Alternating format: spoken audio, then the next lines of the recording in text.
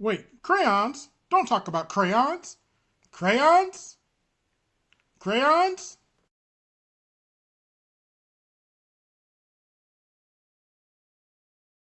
But I say this, instead of pointing your fingers at other people, at other black commentators who didn't want to shuck and jive for Kamala Harris, until you do right,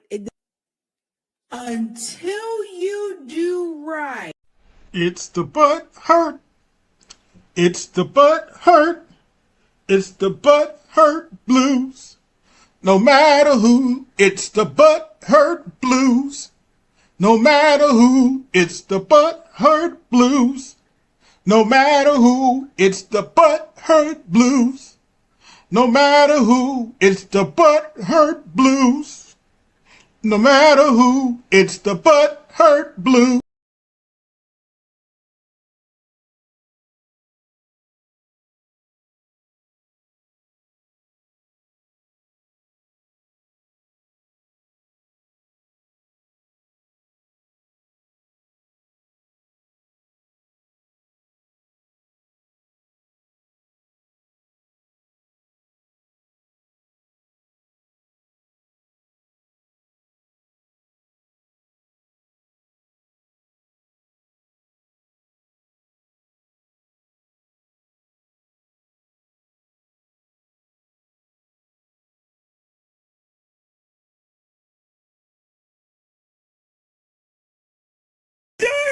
I'm done with life. I'm done. I'm done. I'm done. I'm done. I'm done with life. And it's all Jermaine's fault. It's always Jermaine's fault. I'm done.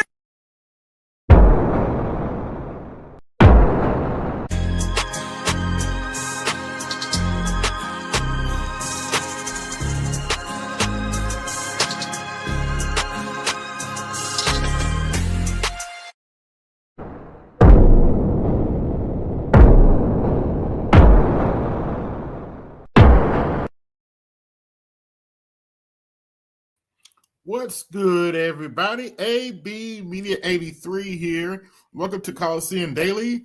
That's a good guess, but no, actually, we're not going to focus on the butthurt brain trust. Although I could focus on the fact they've made a couple streams on me and how they've attacked my personal health issues.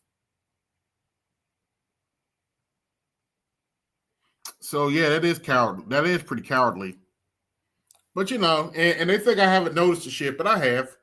They've attacked the fact that I'm on dialysis and try to intimidate me with their bullshit.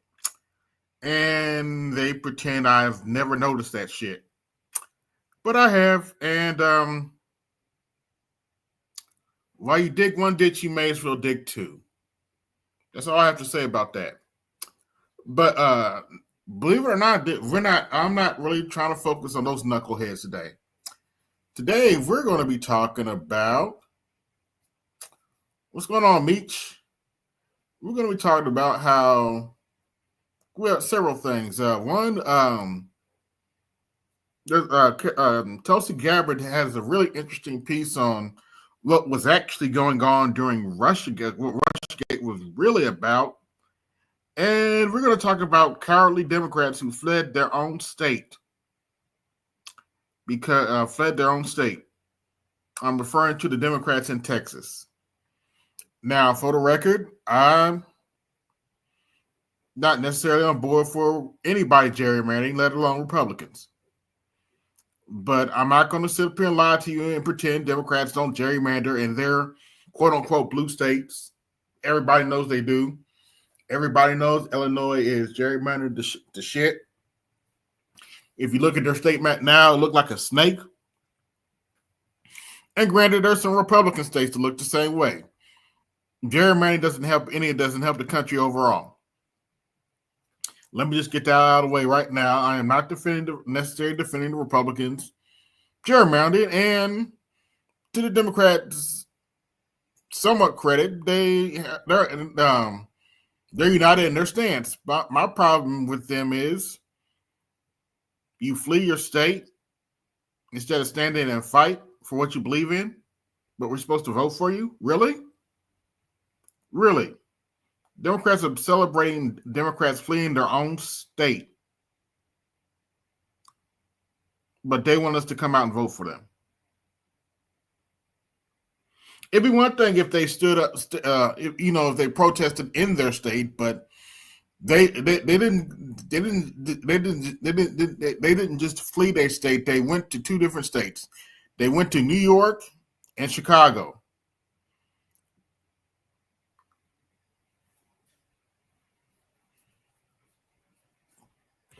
Yeah, pretty much. Pretty much, Namer. Oh, fun fact, Namer. Butthurt Brain Trust claimed I kicked May off because she started talking against Republicans. And my response to that is, have they never listened to you on the panel before? I mean, I'm just saying. Yeah, nice try. Oh, they also made fun of my health, but and pretend I don't see that shit, but shows you the kind of human beings they are. Just saying. But let me set up my playlist and we can get started. But yeah, we got plenty to talk about today. Let's go to my playlist. And we're going to daily.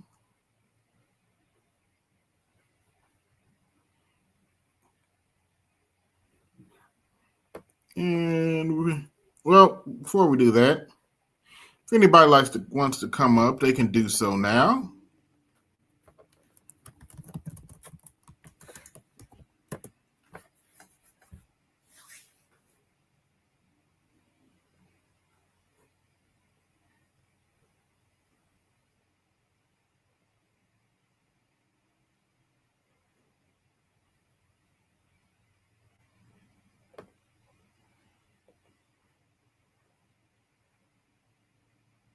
All right. Yep, daily. All right. We can get started.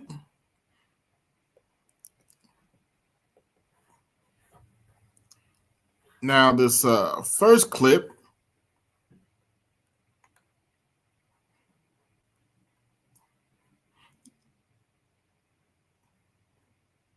talks about how, the Democrats' favorability has reached its lowest point ever. Maybe he was told to leave. That's for you to. Why was Joe Biden nominated in the first place? When he was president, they hid his dementia. And then when he was no longer useful and could not serve as a waxen effigy for a radical agenda, they dumped him. Yeah, pretty much. They knew this man had problems, and they tried to sell him to us anyway. But then they wonder why. Then we wonder why we voted for Trump, or some of us voted for the couch. You tried to sell a dementia patient the country and asked why people voted for the couch. Makes no sense if you ask me. Hey, man, what's going on? I'm all right. But yeah, I thought that was funny. They claim I kicked May off because she said something about the Republicans. I'm like, have they never heard you on the panel before? Really? First of all, May is a troll. She's just here to troll your ass, to troll people. So she had to go. She's just there just to be a disruptor. So exactly. That's what she was at. Off the panel because she was trying to take the panel over, and I wasn't having it. Mm-hmm. Wait. Hold on a second. When the Black Brain Trust were defending May and everything, were they wearing their blue suede shoes? That's a good question. I'm sure they had their blue suede capes to go, matching blue suede capes at that,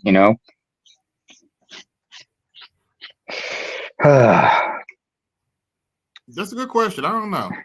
But let's continue. Yeah. They should have had an open convention, but they didn't. They anointed Kamala Harris, who had been a candidate. Her campaign was an abysmal failure. The Democrats don't want to talk about the middle class because their policies, all that have to be rejected because they're anathema to the middle class. Until the Democrats pretty much look in the mirror and say, we have a message that nobody Yep, I've been saying that for a while now. Ever since the election, y'all need to look in the mirror before you go talk about the Republicans.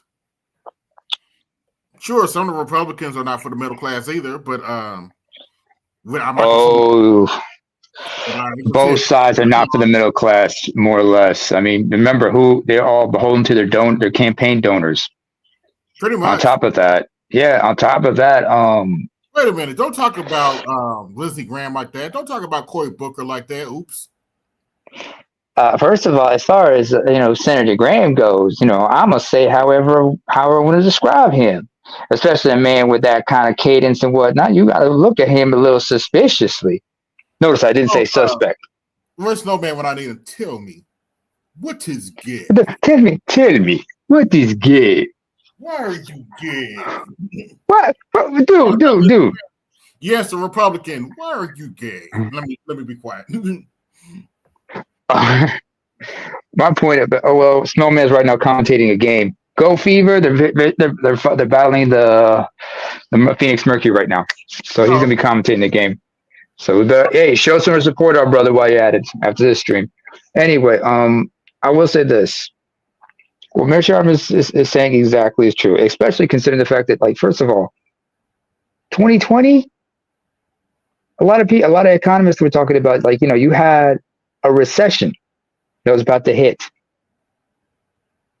but people wanted to put it off after the election. So either way, whoever won that election in 2020, they were going to be in for a rude awakening with the recession either way, and it was going to come back to bite everybody in the ass. Yeah. And everybody was going to play hot potato because, people want to say, like, it was Biden, but no, Trump, he inherited that shit. He inherited the economic situation in the country from Trump, and Trump inherited the shit. And where we are right now, look at the economy right now. Yeah, COVID happened. Then a recession. Yeah. So go ahead. They'll never change. What if the real reason for the 2024 election loss is something the Democrat Party will never admit in its official report? This is the one truth they can't afford to face. Why was Joe Biden nominated despite concerns about his mental fitness? And did the party, because they had an agenda, but we're not going to get into that right leadership overlook Biden's weakness, prioritizing a radical agenda over a candidate and his viability? When a political party suffers a major loss like the one we saw in 2024, they do something that's become a tradition in Washington. They conduct an autopsy. It's an internal review meant to figure out what went wrong. And I've been around this process, and I can tell you that's what's said behind these closed doors and what makes it into their final report are two very different things. Yeah, Horace, they stand on business by running from their own state, if you want to call that standing on business. I call that cowardice, but things. The real issue, the one that political analysts have pointed out, isn't a simple messaging problem. It's a fundamental disconnect with the American middle class, the forgotten men and women of America, like you. They won't admit in that report that their core platform policies that sound good in faculty lounges and activist meetings are not suitable for the forgotten men and women of this country. Think about it. Bill Clinton won twice by talking about more police. For a lot of years, people in public life at election time talked tough about immigration, but didn't do much about it. We tried to change that. We tried to substitute deeds for words. A secure border and being for abortion that was safe, legal, and rare. Mm-hmm. He spoke to the center. Today's party pushes open borders, a Green New Deal that threatens jobs, and a divisive social agenda that sees the world through a lens of identity politics. This autopsy won't admit that they abandoned a winning strategy for a radical one. The Democrats were on a hot streak when they focused on common ground. But why won't they be honest? Because they're in a trap. They are like addicts. They are beholden to a radical wing and a donor class that demands this utopian globalist agenda. They anointed a candidate in Kamala Harris who had already failed spectacularly in the 2020 primaries. I think she was polling at less than 2%. Yeah. And because the party bosses decided it was her turn, not because the voters demanded it, they hit a sitting president's decline and then swapped candidates in a way that felt more like a backroom deal than a democratic process. And until that party is willing to look in the mirror and admit their policies on crime, immigration, and the economy are hurting the very people they need to win over, nothing will change. This autopsy won't be a cure. It'll be a sedative designed to placate the public while Oh, by the way, this so-called autopsy namer, evidently in this autopsy, they're not allowed to talk about what went wrong with Joe Biden or Kamala Harris. But it's supposed to be Wait a minute. Isn't there like a NDA they were supposed to sign for this stuff? I guess. I don't know. Because and also let's not forget one thing. He's forgetting a couple of things. Given the majority, the core demographic of voters are red-blooded white men, right? Although the biggest voting bloc is white female. And I remember Patrice O'Neill said this once about the whole issue about Obama. Most white guys do not want to answer to a black boss. So a black president was a tall order. Now you're going to have a non-white woman as head of state. That's a tall order for a lot of people, incompetent or otherwise. It is. Because let's not forget, this is the United States. The United States is still a racial society.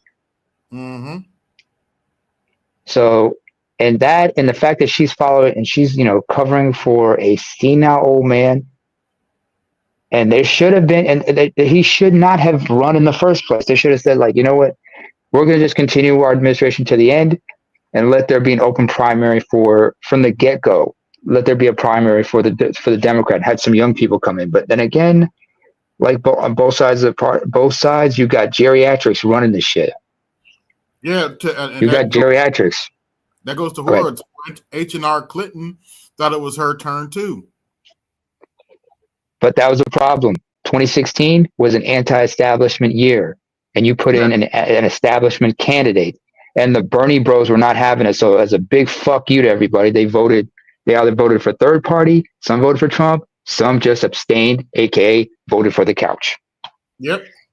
Avoiding the painful truth about why the middle class has walked away. And the middle class has fallen into the Make America Great Again movement. And Donald Trump is far from middle class. He is a rich billionaire from New York City. But the Democrat Party, in becoming so radical, has normalized Donald Trump. Pretty much. And he has become the man of the blue-collar, working-class, forgotten American. Many of those same people that he represents is who he paid to build his skyscrapers, to build his legacy, to build his family's resorts and golf courses. He hires those people.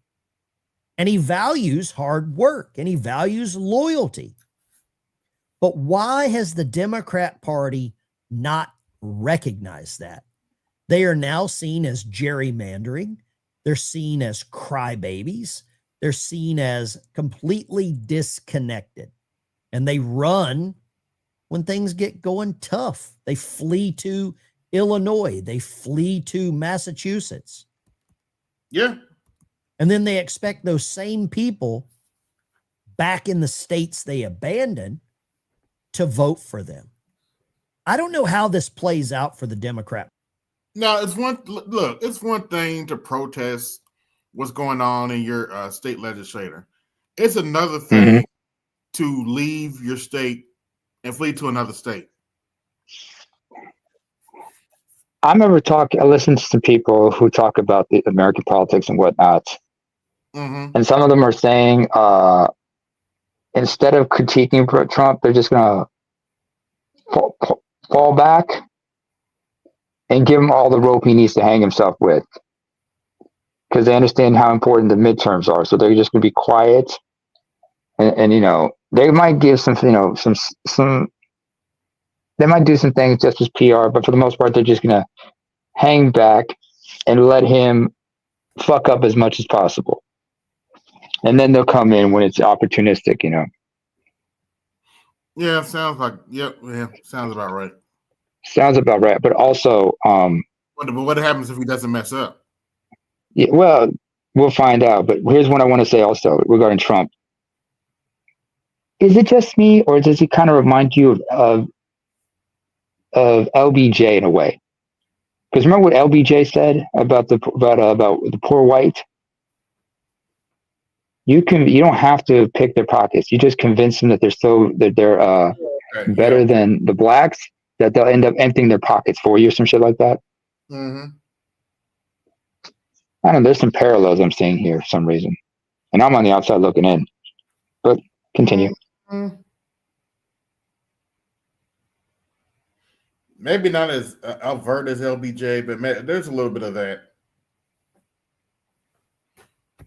But you could say the same thing about Biden too, so whatever. Or Kamala, whatever. True. Party. I don't know how it plays out for the Republican Party. The Republican Party has been its own worst enemy for so long.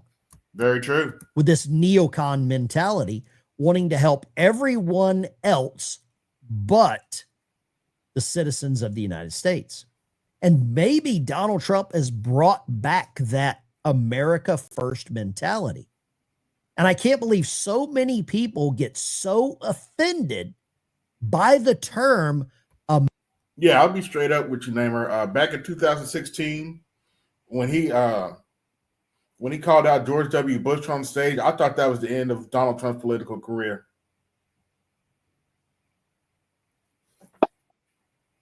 And said that he lied us into war on a Republican stage. I was like, well, there goes Trump's career. But wait a minute, which Bush? He was talking about George W. Bush to Jeb Bush's face. Ah, okay. When he was on stage during because the debate. I thought that was the end of his political career. But after the he destroyed Jeb, remember? Huh? He destroyed Jeb, remember? Because Jeb demanded an apology, he said no. And he realized Jeb had no balls. Yeah, he destroyed Jeb Bush. I thought it was could strongly be Jeb Bush. A lot of people were probably sick of the idea. No, because think about it. A lot of people would have been damned if another Bush held office. Because Jeb Bush, he was good as a governor of Florida, but president, no. After what happened with the dumb one, they were like, nah, we're not trusting this one. Fool me once, shame on me. Fool me twice, you can't get fooled again. You can't fool me again. Can't get fooled again. He did have some quotes, so I got to give it to George W. He has the best duck in U.S. history. Good duck, Mr. President. And there was a size 9. First. What is wrong with putting your own backyard first? Taking care of your family first. If I saw someone on the street asking for a handout and they want $10, I know many of you, and I know I have family myself, that I would rather give $10 to than a complete stranger that may use it for some nefarious goods, services, or purchases. The Democrat Party has become that person on the street with a handout. They want your money. They want your donations, but you don't know where they're going to go with it. You don't know if they're going to use it against you, which is what really has seemed to have been happening. And the Democrat Party has not won a real election since Barack Obama left office. Kamala Harris didn't win a primary. No, she did not. Hillary Clinton didn't win a primary. Ooh. Bernie Sanders. Yeah, technically, Bernie Sanders did have more delegates. But, the Democrats have that quote-unquote super delegates. Super delegates, yeah. And that's how Hillary got the nomination. Wait, how did Biden get the nomination? He won a lot. He won some primaries, didn't he? Actually, he was losing primaries at first. Then Obama called and made everybody drop out so Biden would have the momentum. That's how he beat Bernie. Then Bernie became a cuck and folded to Biden before half the primary was even over. Yeah. Chris Hedges said it best. He said about Bernie Sanders. Bernie was compromised at some point, and and by his own admission. First of all, Bernie admitted, he said, I didn't want to end up like Ralph Nader or somebody like that. So I figured I'd play along to get along. But after the election, I became an independent. It's funny you mentioned that, Rael. Jeb actually lasted longer than Kamala Harris, to his credit. In 2016, yeah. Yeah, Jeb actually stuck in for like a couple of the contests before he dropped out. Kamala Harris didn't even make it to the first contest. To the people that pulled out, how much do you think any of them owe their campaign contributors? How much are they in debt, you think? I have no idea. Because remember, you're beholden to your campaign contributors, so they determine the policies. If you ever get elected into office, and sometimes, hey, behind it, there's a lot of backdoor dealings that people don't know about regarding politics. Yeah. Yeah, that's true. But let's continue. Was paid to walk away, and Joe Biden walked away. Maybe he was escorted away. Maybe he was told to leave. That's for they threatened the 25th Amendment, but yeah, for you to decide. But things are getting really precarious for the Democrat Party. Here we are halfway through 2025. I would argue that the Democrat Party doesn't really have a leader, doesn't really have a direction. It seems the only thing pretty much that they can coalesce on is we hate Trump, or Trump is bad. And I don't know if that is a strong enough party platform to actually carry them into the midterms and then into the 2028 election. What kind of Democrat candidate can ascend to the natural leadership with one message of we hate Trump? What about when Trump isn't here? What about when Trump is not the villain or the boogeyman hiding under the bed? Mm-hmm. Who do they congeal around then? Who do they? That's what I've been saying. What happens when Trump's no longer on the ballot? What are Democrats going to do then? Well, they could try to do what they did with Obama in 2008. Because remember what happened when Obama faced John McCain in 2008? He said, a first term John McCain administration would be a third term for George W. Bush. So they'll probably say the same thing about if J.D. Vance decides to run in 2028. They'll be saying that's basically a third term of Trump. However, I have to mention this. In the next 3 years, 3 years from November, a lot can happen. Anything can happen. Trump could kick the bucket. The economy could go completely tank. And people would just be like people get so you're just all enraged and disappointed with the Republicans that they might swing the other way. Remember, things swing this whole thing is a pendulum. It swings one way, swings the opposite way. Eventually. Yes. So a lot could happen by 2028. We'll continue. Yeah, now we're gonna take a little clip from shout out to Tim Black, a lefty commentator. This interview felt like a microcosm of everything that's wrong with Democrats post-election. Going to CBS and this sort of trying to make a point that they fired Stephen Colbert, which many on the left called an attack on democracy, a man who was making $20 million a year, someone I hold in high esteem, but the economics of his show were not working. He was losing $40 million a year. He was in the Ed Sullivan Theater, which is expensive. To talk about the... Yep, that's what nobody want to talk about with Stephen Colbert losing his show. He was losing $40 million a year. He was basically, but here's the thing. His show ends in May of 2026.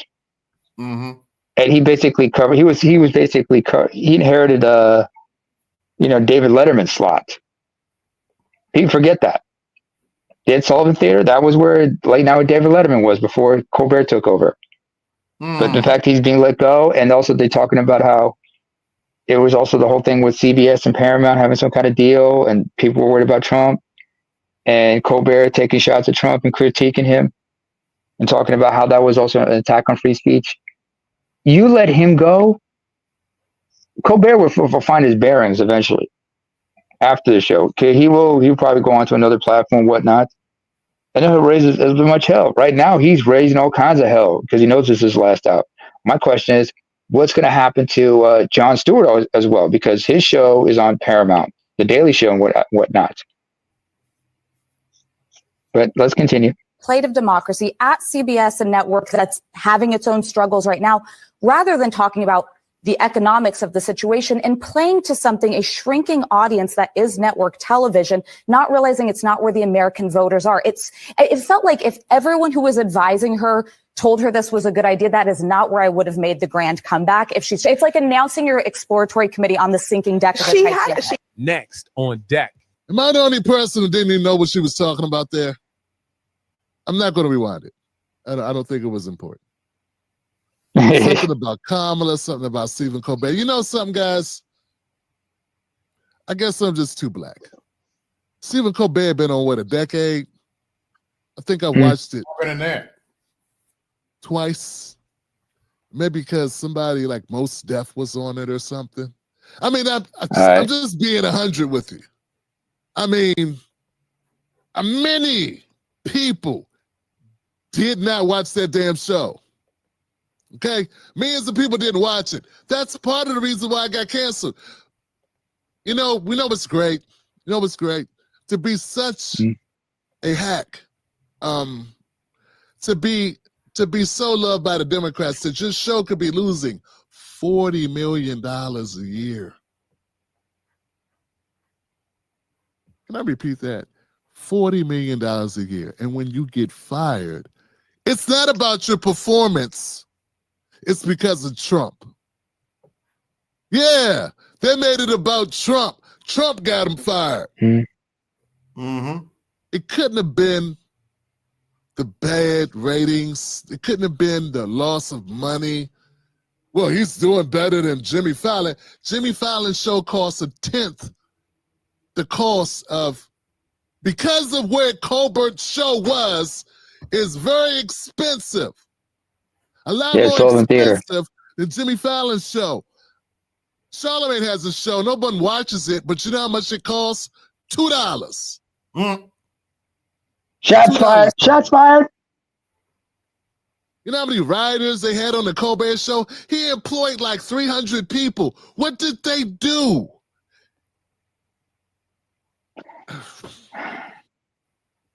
Fair point. Stephen Colbert was making $20 million himself every year, Johnson, for a show that was barely cracking $2 million? Here goes something. Legacy media is dead. Late night TV is deader. If legacy media, old school media news is dead, legacy like late night shows are corpse. They're ghosts. Mm-hmm. Yeah. They're hunting. They are the Conjuring, Johnson. You understand what I'm saying? Yep. They are fossils. Understand what I'm saying? No one watches late night shows anymore. Okay? That's so 90s. It's been on the decline since 2000. Okay, since the 2000s. I mean, Jesus Christ, man. What is it? But they can't just admit like the show wasn't doing that good. Pause for a minute. Yeah, they weren't making all this money. It wasn't a powerful show. What? Yeah, because remember, fair use here, folks. Fair use. Fair use. We got to remember the fair use rules. We got to remember that. Got to watch it back like that at AB. But let's also not forget, younger people are now, especially our generation and younger, Yeah. They're also now onto streaming, which means they binge watch whatever they want to watch on their own time. Yeah, I'm gonna watch Star Trek as soon as I get off the stream. Shit, I gotta finish a couple of streams myself. I mean, streaming services, a couple of documentaries I gotta watch. I mean, I just finished the Equalizer trilogy on Netflix. Nice. That was dope. Yeah, All three signed back to back. It took me like 2 days because I had to take a break in between, but yeah, it was good. Mm-hmm. I actually paused my Netflix. I might just cancel it for a little while. Oh, is you pissed about WWE going to ESPN with the PLEs? Yes and no. Yeah. But anyway, back to Mr. Black here. He's making a very valid point. A lot of politicians who want to be Hollywood people, they like going on TV, and that show would have them on. So they're all pissed the show's going away because they like going on the show. You see what I'm saying? It's all self-serving. All these politicians wish they were actors and actresses, but they're not. They're not. They're not even close to it. I mean, they act. Hold up a second. They act as if they care about people, so I guess they're actors in that way. But they are not actually skilled actors. They want to be, and they want to hang out with Hollywood people. They want to be around the rich and famous. We all saw AOC at the gala thing with her dress on. We saw her on the cover smiling.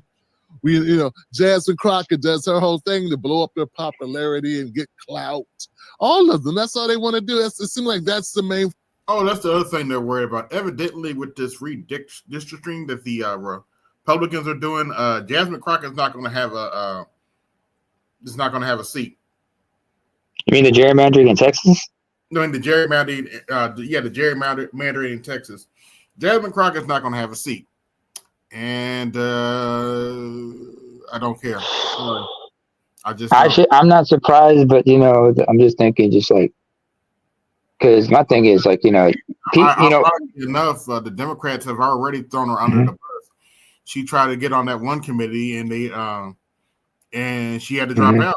Nobody wanted her on the committee. Yeah. And you can't blame By the way, me. Oh, wait a minute. Let me finish.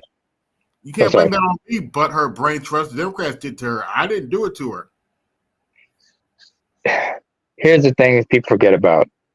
Everybody's so focused on the national election, but how many people really take part in their local state or local elections? Yeah. So you don't know who. Yeah, how many people? Yeah, but how many people really just pay attention to who their mayors or the councilmen their locals in their town or city is, or like who's in their state legislature representing their specific counties, not enough, or the governor or whatnot, or who in the Supreme Court are their respective states. Not enough, unfortunately. Not enough. Focus of what they're doing. It's not no legislation. What legislation? So this is the main focus, man. Mm-hmm. Can you imagine crying a river for a guy who was making $20 million a year, telling bad Trump jokes to a limited audience? Yeah. There are YouTubers with no budget who have bigger audiences than Colbert. That's true. You understand what I'm saying? That is true. The market has changed. Hi, Elmo and I wanted to share that everyone is always welcome on Sesame Street. This month and every month, we want to uplift and celebrate our LGBTQIA plus family, friends, and communities. Or is that called the LGBTQ ABCDEFGHIJK LMNOP QRS TUV WSY and Z? That's right, Miss Ariana. Our Sesame Street Pause for a minute. to yours. Hold on a second. You first of all, Sesame Street had to come clean about Bert and Ernie. So they had to get it. So the cat's now out of the bag. So now they have to come with this because they realize, Bert and Ernie are, you know what? They've been a couple. Whatever. Oh, my childhood's been shattered. We tried. Elmo loves you. And I love you, Elmo.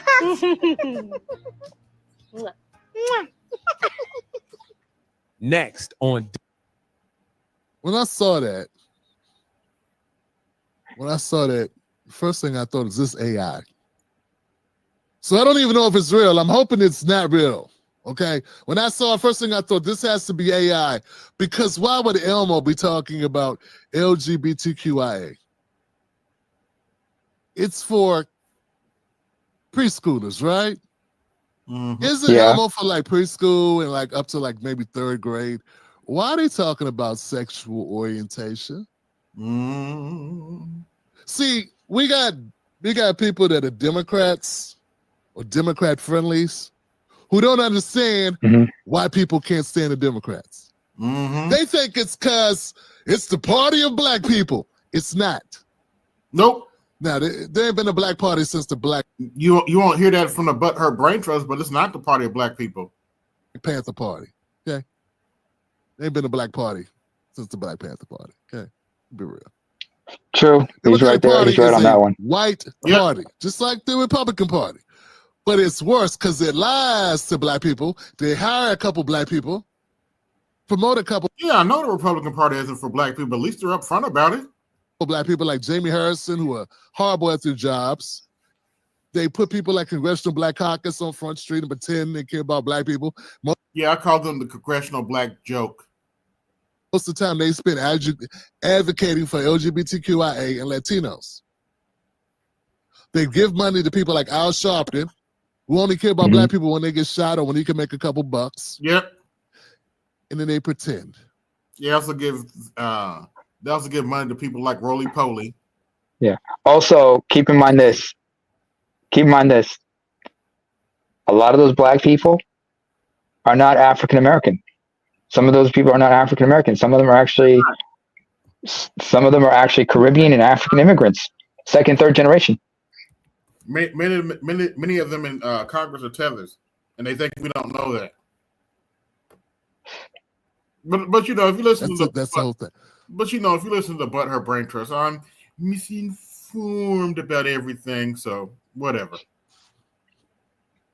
This is the real reason why people hate the Democratic Party. Shit like this. This is why PBS lost their funding, Johnson. The PBS is shoving sex down the throats of kids. Why would I have a 3-year-old grandbaby? I love her so much. She's everything, man. She do not need to hear even the letters in that order at all. There is no reason why my 3-year-old or my 6-year-old granddaughter need to know this. But see, you'll watch CNN and MSNBC and hear somebody blabbermouths run on about, well, we're trying to save the children and diversity is important and everybody needs. Oh, I almost forgot diversity. And we're Yeah, let me address that. Go ahead. Okay. Let me put things in proper context, just because everybody's like faking the funk. Number one, you have something called the Dutch model regarding sex ed and everything. But the way they're twisting it is they're twisting it in a way that is not appropriate for this. Secondly, little kids, especially nowadays, especially because you have same-sex marriages legal and everything, and then you have same-sex couples raising kids.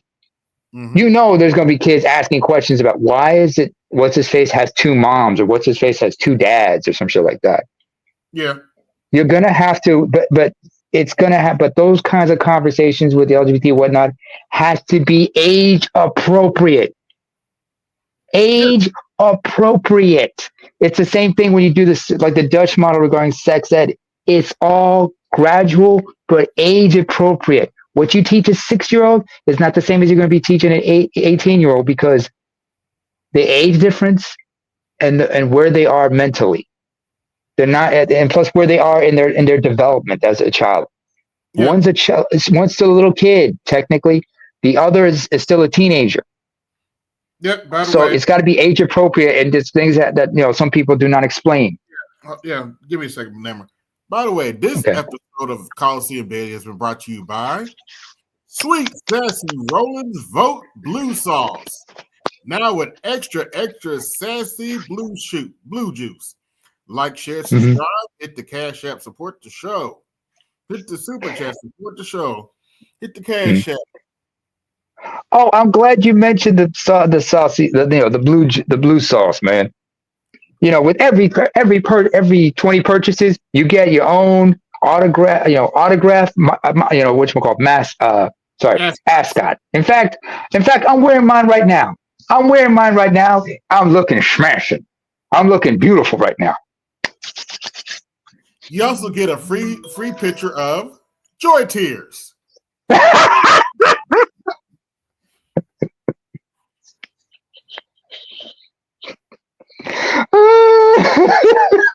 Along with a free picture of Crying Jones Tears.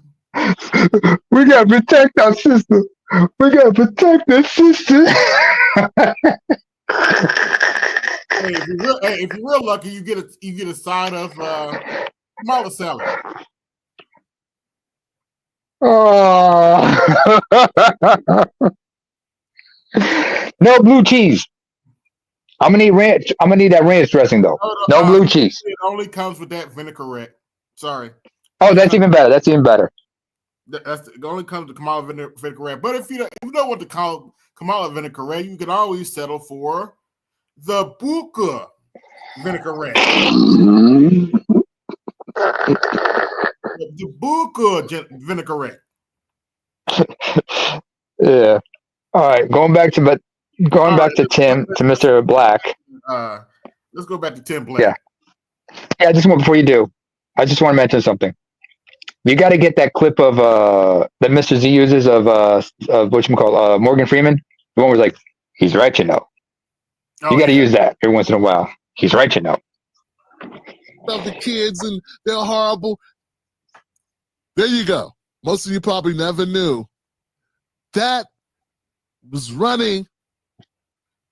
That they have commercials like that. They do spots like that on PBS. Then when you say when parents, you walk in the room and you see that on TV, there are old white women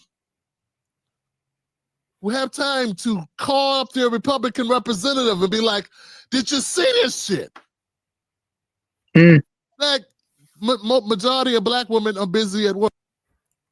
Also, who wants a kid looking at Billy Porter reading to your kids? I'm just saying. I mean, you remember when Billy Porter made that appearance on Sesame Street and he wore the tuxedo dress with the big skirt? That's been that was 9 years ago now. It's been 9 years since that shit came out. God damn.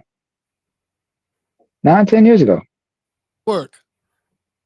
But there are old white women with a couple dollars who are able to stay home, and they walk in, they got their granddaughters or grandkids in there playing, and they see that on the screen, and they immediately contact Ted Cruz. They get on the phone to that Jason Kennedy, what's his name? You don't like cops? Well, next time you get robbed, call a crackhead. That guy. Mm-hmm. The fake folksy guy, he really don't talk like that, but it sounds hilarious when he does the imitation. Listen, guys, they call up their representative and they complain. And guess what? They may be bigots. Yep, they may be. They may be annoying. They may smell like raisins. And they may put raisins in their potato salad. But guess what? They're right. Oh, the blasphemy. Because that should never be seen. That is utter blasphemy, putting raisins in potato salad. I don't care what side of political aisle you're on. That is wrong. Don't get me riled up about that. Don't get me riled up about that. Only time, I'm going to tell you something. To somebody where I come from, we make a certain type of wine with raisins. And we use raisins in our traditional baking and whatnot. Right. But nobody uses potato salad. No. We'll mix carrots in it or something like that. Where I'm from, diced carrots with it, and some onions and whatnot, and it tastes great and everything. But raisins? Are you out of your fucking mind? In my opinion, get the fuck out of here. Here are the ingredients for potato salad: either mayonnaise or mustard, onions, a little celery, maybe a few boiled eggs. Either green or red bell pepper, and that's about it. That's about it. That's the only thing we put in potato salad. Some people don't. Some people have some things are optioned out, of course. You know, some people option, leave out eggs or bell peppers, whatnot. Depends on the person. If you want to add, okay, so I will accept sour cream. I take that back. That is delicious. Mm. Sour cream. Sour cream. Oh, they love sour cream up here. They love sour cream up here. Yeah, sour cream potato salad. That is delicious. Mm-hmm. Mm-hmm. But let's continue. I mean, yeah. By kids. Never be seen by kids. Never, ever. But what will happen? Abby Phillip will get on CNN. Rachel Maddow will get on CNN. Oh, yeah. Apparently, Rachel Maddow crashed out because nobody wants to listen to her bullshit anymore. Oh, well, not my problem. She's no longer on MSNBC? What, she's now on CNN? She's still on MSNBC. Oh, okay. Oh, Mr. Black here misled me. Sorry. Illy Missile. It's the guy with the reverse Don King, whatever that is he's got going on. Look like he ate Don King. He'll get up and complain. I want everyone to know that this is wrong. And things are wrong. And the different Republicans are fascist. And they complain. And they are dissing the LGBTQI. Mm-hmm. It's wrong what they're doing. No bass in his voice. Oh, the woke crowd. All tenor. No bass at all. And this is why people want him to go. And this is for the record, there's nothing wrong with being a tenor. I'm a tenor. I can also do bass too, so doesn't matter. I was a soprano. Yikes. What? What? Am I wrong because I can sing some high pitch as well? Yeah, I was never that good. Sorry. I can get up. It's all right. It's all right. Good.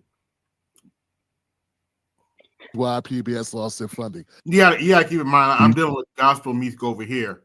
We're in the rafters. Excuse me? That commercial just you have to keep in mind when you deal with gospel music, particularly in America, we be in the rafters, man. So right. Different. Yeah. Yeah, high notes. Yeah.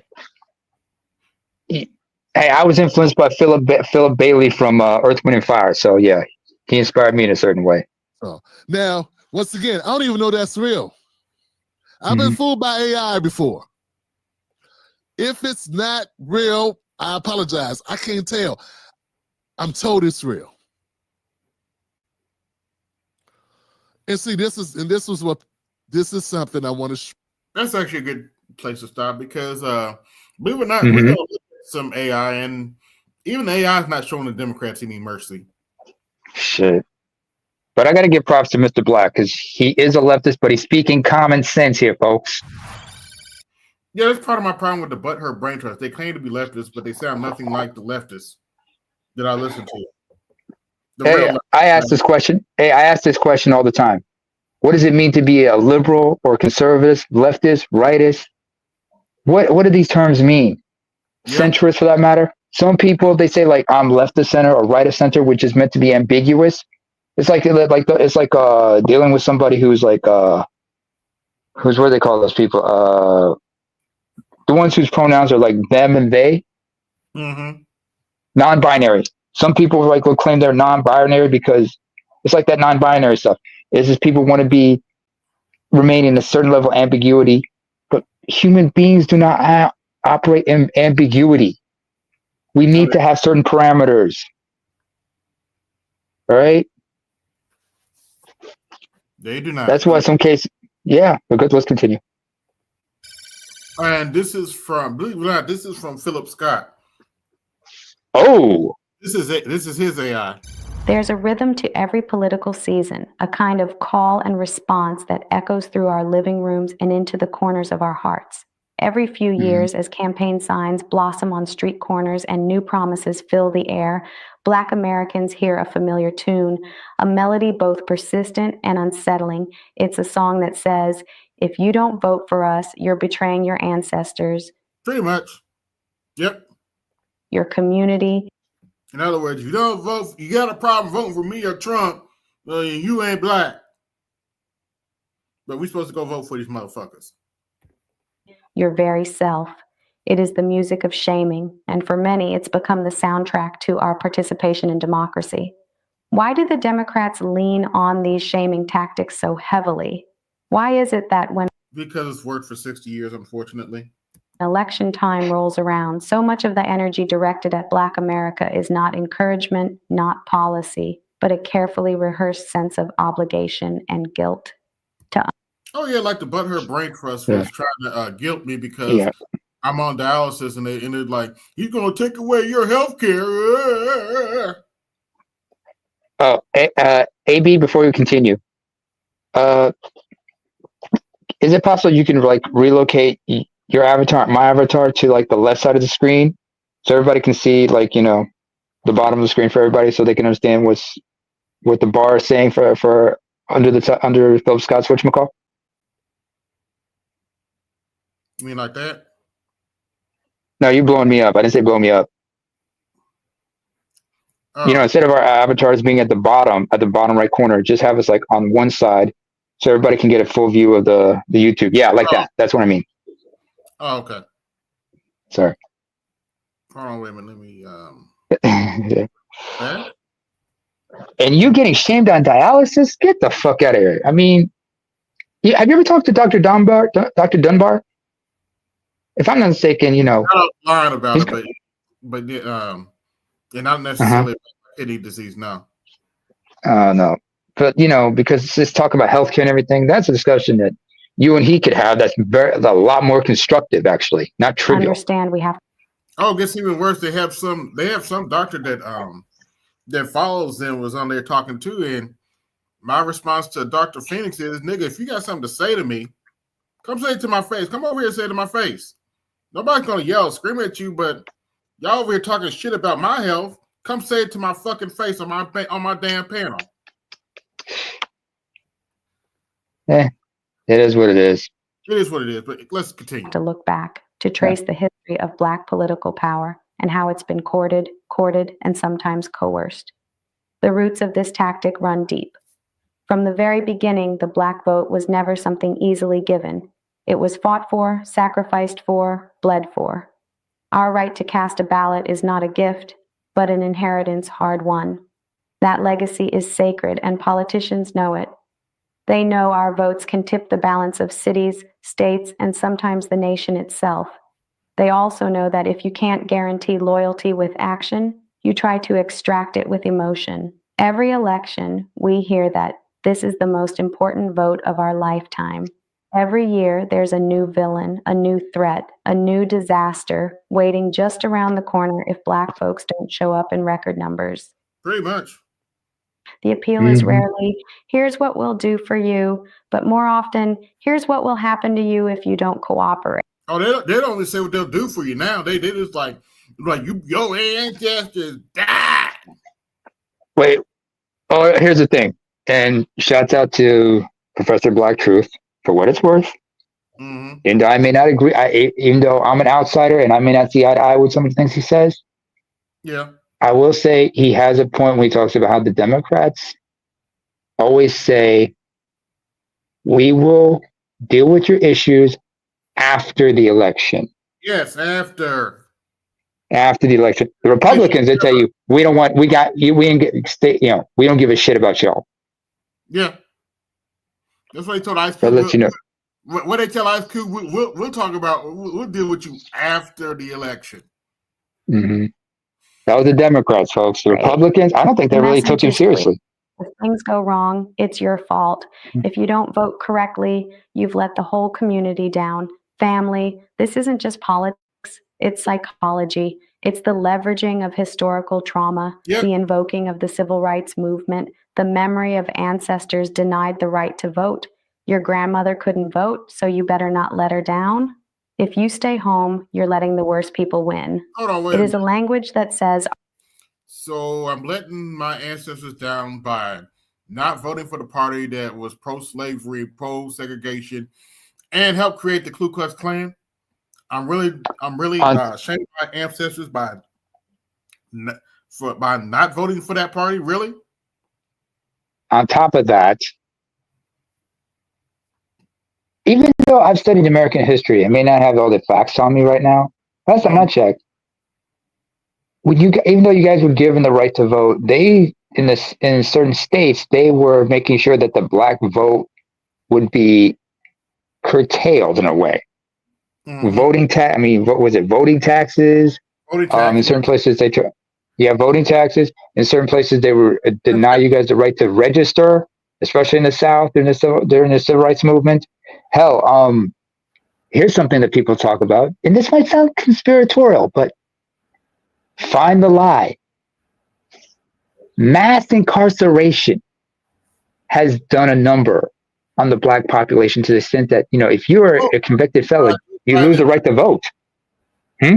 Brought to you by Joe Biden and Bill Clinton. Even before that, didn't convicted felons lose the right to vote prior to that, or wasn't it after the '94 crime bill was signed into law? I have to look up the history on that. Yeah, we got to look up the history, because if you're talking about 3 strikes, you're out. Yeah, thank you, Biden and everybody. But last time I checked, through mass incarceration, a lot of people have had their right to vote taken away from them because they're convicted felons. Yes. You lose a lot of rights as a result, folks, when you're a convicted felon. That's why it ain't cool to have a conviction. Yeah, let's continue. Thank you, Charles Faulkner, for mentioning that. Let's continue. Yeah. our political participation is not about vision or hope, but about preventing disaster. Yet for all its emotional pull, this approach carries a cost. Shame is a heavy garment to wear. Over time, it leads not to empowerment, but exhaustion. When you're told that your worth to the process is in your reliability, not your dreams, you begin to question whether your participation is truly valued or simply expected. More like expected. Black Americans are keenly aware of this dynamic. We see the difference in tone, the difference in investment. When other communities are courted, they are promised. When we are courted, we are reminded. Look what we did for you. Look what could happen if you don't listen. It's an approach that trades on our trauma, and sometimes it works, but it leaves a residue that is hard to shake. And so, every 4 years, the cycle repeats. Campaigns dust off their scripts. They send celebrities to our churches, host listening tours in our neighborhoods, and put our faces on their websites. But the real message is often the same: vote for us or else. The shaming may be subtle or it may be loud, but it is almost always present. To see why shaming is used so heavily, we must look at the relationship between the Democratic Party and America. For generations, Black voters have been the backbone of the Democratic coalition. From the days of Fannie Lou Hamer and the Mississippi Freedom Democrats to the election of America's first Black president, our turnout has shifted history. Yet too often, our loyalty is assumed rather than earned. This assumption breeds a kind of complacency at the top. When politicians know you'll come home no matter how you're treated, they focus their energy elsewhere. Instead of crafting policies that truly transform Black communities, they put their resources into turnout machines, celebrity surrogates, and messages designed to provoke anxiety more than hope. AKA Megan Thee Stallion, AKA Cardi B. Ugh. I remember the 2012 election, Samuel Jackson's "Wake the Fuck Up" ads. Who else remembers this one, 2004? Diddy, hide the baby oil, folks. Put away the baby oil. Diddy with the Rock the Vote campaign in 2004. Let's face it. They don't want to. I don't know how many times this has to be mentioned, but Black folks, those folks in particular, and the rest of us by extension, by association, are the designated underclass of America. And that's by design. They're not going to give you guys any policies. I mean, Biden signed the hate crime bill attacking Asians? But there hasn't been one for Black people on the books for what? There's one Obama signed one that was hate crime law, make it attack on LGBT folks a hate crime, but nothing for black folks, unless you're LGBT plus. Think about that. I mean, AB, you know this better than I do. Yes. Hope. The strategy is simple. If you keep black voters afraid of the alternative, you don't have to offer them much in the way of substance. It's a tactic older than most of the candidates who use it. In the past, threats were external, violent, direct, and enforced by law. Now the threats are softer, more psychological, but no less real. It's the suggestion that if you withhold your vote, you are responsible for everything bad that follows. If you even think about sitting this one out, you are letting down your ancestors, your neighbors, your children's future.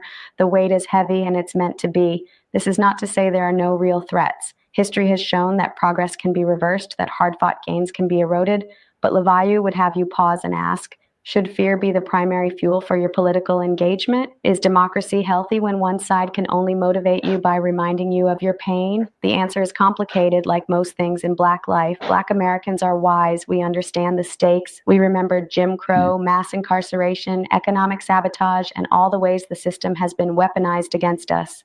Yep. But wisdom also The knows the designated difference underclass. between urgency and manipulation. When every election is the most important ever, when every opponent is the new Jim Crow, the words begin to lose their power. The shaming stops feeling like motivation and starts feeling like a burden. The danger of shame-based politics is that it can backfire. When people feel respected, they lean in. There he is. When they feel blamed, they lean out. If a voter's only role is to show up when called, they begin to wonder if their participation really matters beyond the numbers. Are they valued for their perspective or simply for their predictability? This is the quiet question that lives beneath the surface of so many Black voters' minds. You see, family, real respect is not built on guilt. It is built on honesty, transparency, and accountability. When a party asks for your vote, it should do so not because you have nowhere else to go, but because it has earned your trust. Promises should be matched with policies. Listening sessions should lead to action, not just applause. The shaming tactics, no matter how artfully delivered, cannot substitute for real investment. In the digital age, Black voters are more informed than ever. We see what other communities get when they flex their political muscle. Legislation, executive orders, billions in investment. We see the difference between being courted and being guilted. We are aware of the power we hold and the potential we possess. The days of showing up simply out of obligation are slowly fading. Still, the shaming persists. Yep. Each cycle, when Pause for a minute. enthusiasm wanes, campaign. You pause for a minute. Yep. Sorry, my apologies for interrupting, but here's the paradox of Black people in America. And you know this better than I do, AB. And yes, I'm stating the obvious, but right now it needs to be said. As BJS has mentioned, America needs Black people. Yes. It's not just Black women, but America needs Black men, because at the end of the day, they need you for certain roles. Yes, they're the designated underclass. They don't want to give you anything, but they also understand they need you for their PR across the world. Because let's not forget, when it comes to sports, especially basketball, it's primarily Black men. The Olympics, you need Black men. You got Black people to win you gold medals in the Summer Olympics. When you need good PR, like when music and entertainment, Black people have to be used as that. They need you, but they don't want to give y'all anything. They need you like a tool. Secondly, yes, we understand that the Democrat Party uses shame, and we also understand the Republicans don't want to give y'all shit. But here's the funny thing about Republicans: when they think about curtailing, if they think about courting the Black vote, the only thing they got to say is, "We're the party of Lincoln." What? Yeah, we're the party of Lincoln. We freed the slaves. Not this iteration of the Republican Party. Were you there when Lincoln, signed the Emancipation Proclamation? But yeah, understand. Black voters now more aware, more informed, and they're more critical. because nobody wants black people to exercise critical thinking. Above all people, black people. But go ahead. Campaigns return to old scripts. If you don't vote, you can't complain. If you don't like the options, you should have run yourself. These slogans might ring with a certain truth, but they also echo with a certain disrespect.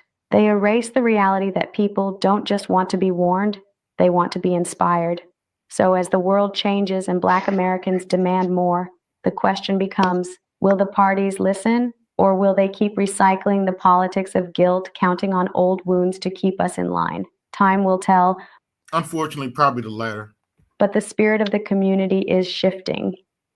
To see why shaming is used so heavily, we must look at the relationship between the Democratic Party and Black America. Okay, that's enough of that. I was supposed to do this stream yesterday, but I got a little sick. But doing it today. You feeling better, by the way? Yeah, I'm feeling better. But okay. Hope it wasn't too serious. It wasn't too serious, but I'm kind of glad I waited because this little piece from Tulsi Gabbard came out, and I want us to go over it. It deals with it deals with what was really going on about Russiagate.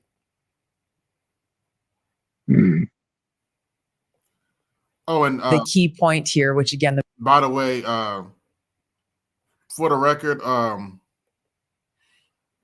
Tulsi Gabbard probably could have beat Donald Trump in 2020. But I don't think so. With COVID, it could have happened. And the right campaign message. Maybe, but she's not a neocon.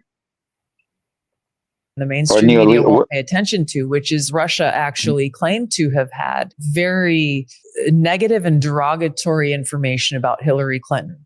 That if they had chosen to release that in the weeks leading up to that November 2016 election, it would have very likely had a devastating effect on her campaign. Totally. I mean, that she was addicted to tranquilizers. Yes. And then you now look at that footage of I had never heard that. Her at the 9/11 ceremony in New York, being sort of staggering towards her van and having to be pushed in there. And now you look at that with different eyes. That's right. If that's correct, that she was on tranquilizers.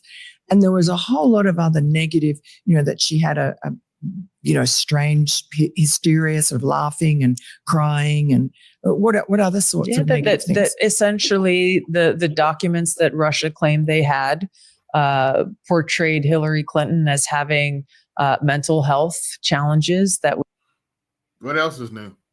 Would result in fits of laughter and fits of rage. It also pointed out some very specific physical health concerns that apparently leaders within the DNC were discussing amongst each other. That's right. This wasn't invented intelligence like the Steele dossier. This was supposedly emails and communication among senior DNC officials that Russia claimed to have in their possession. So the point here is that if Putin and Russia aspired to help Trump get elected, which is what the manufactured January 2017 intelligence community assessment says with high confidence, according to Brennan and Clapper, there he is. Then Putin would have released the most damaging information and emails to help President Trump leading up to that November 2016 election. The fact is, the opposite is true.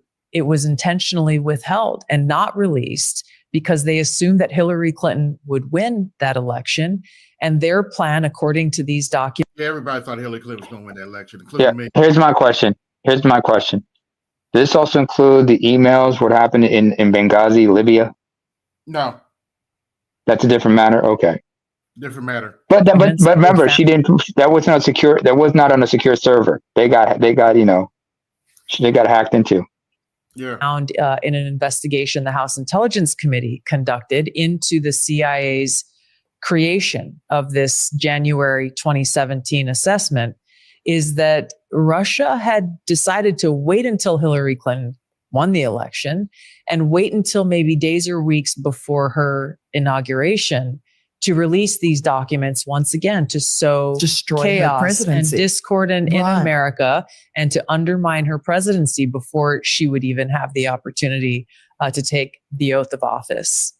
And how ironic that, in fact, that is what America did to itself in. And quite frankly, I can't blame them, because if a lot of people, one of the reasons I was firmly against Hillary Clinton becoming president is because she was talking about a no-fly zone in Syria. And we all know how Russia backed Syria. And what a disaster. Russia goes back to like their relationship with Syria goes back to like the 70s, 60s and 70s. Because remember, people forget Russia has a port. No, there's a Syrian port that the Russian Navy has a lease on, I think, if I'm not mistaken. Since the Al-Assad days, but now that's out the window. Now that the Al-Assad regime has been toppled. Yeah. This Obama Hillary conspiracy to undermine Donald Trump after the election. You know, the American people, I think, have been, and our republic has been most harmed by this. Of course, President Trump went through hell, and his family, because of this Russia hoax that was manufactured by President Obama and his administration. We saw, the years-long Mueller investigation, 2 impeachments from Congress, the Mar-a-Lago raid on his home by the FBI. You saw multiple members of y'all hit the Cash App, support the show, hit the Super Chat, support the show. His family, as well as senior officials being investigated. But really, let it play now. When we take a step back and look beyond that, and we look at the harm that took place to the American people, their faith in the integrity of our republic, this is where you use the word dangerous. This is where the weaponization of the intelligence community can have such a dangerous outcome that is really impossible actually to measure. When we look at a sitting president of the United States and President Obama unhappy with the outcome of the election and making the appearance of a peaceful transition of power, priding himself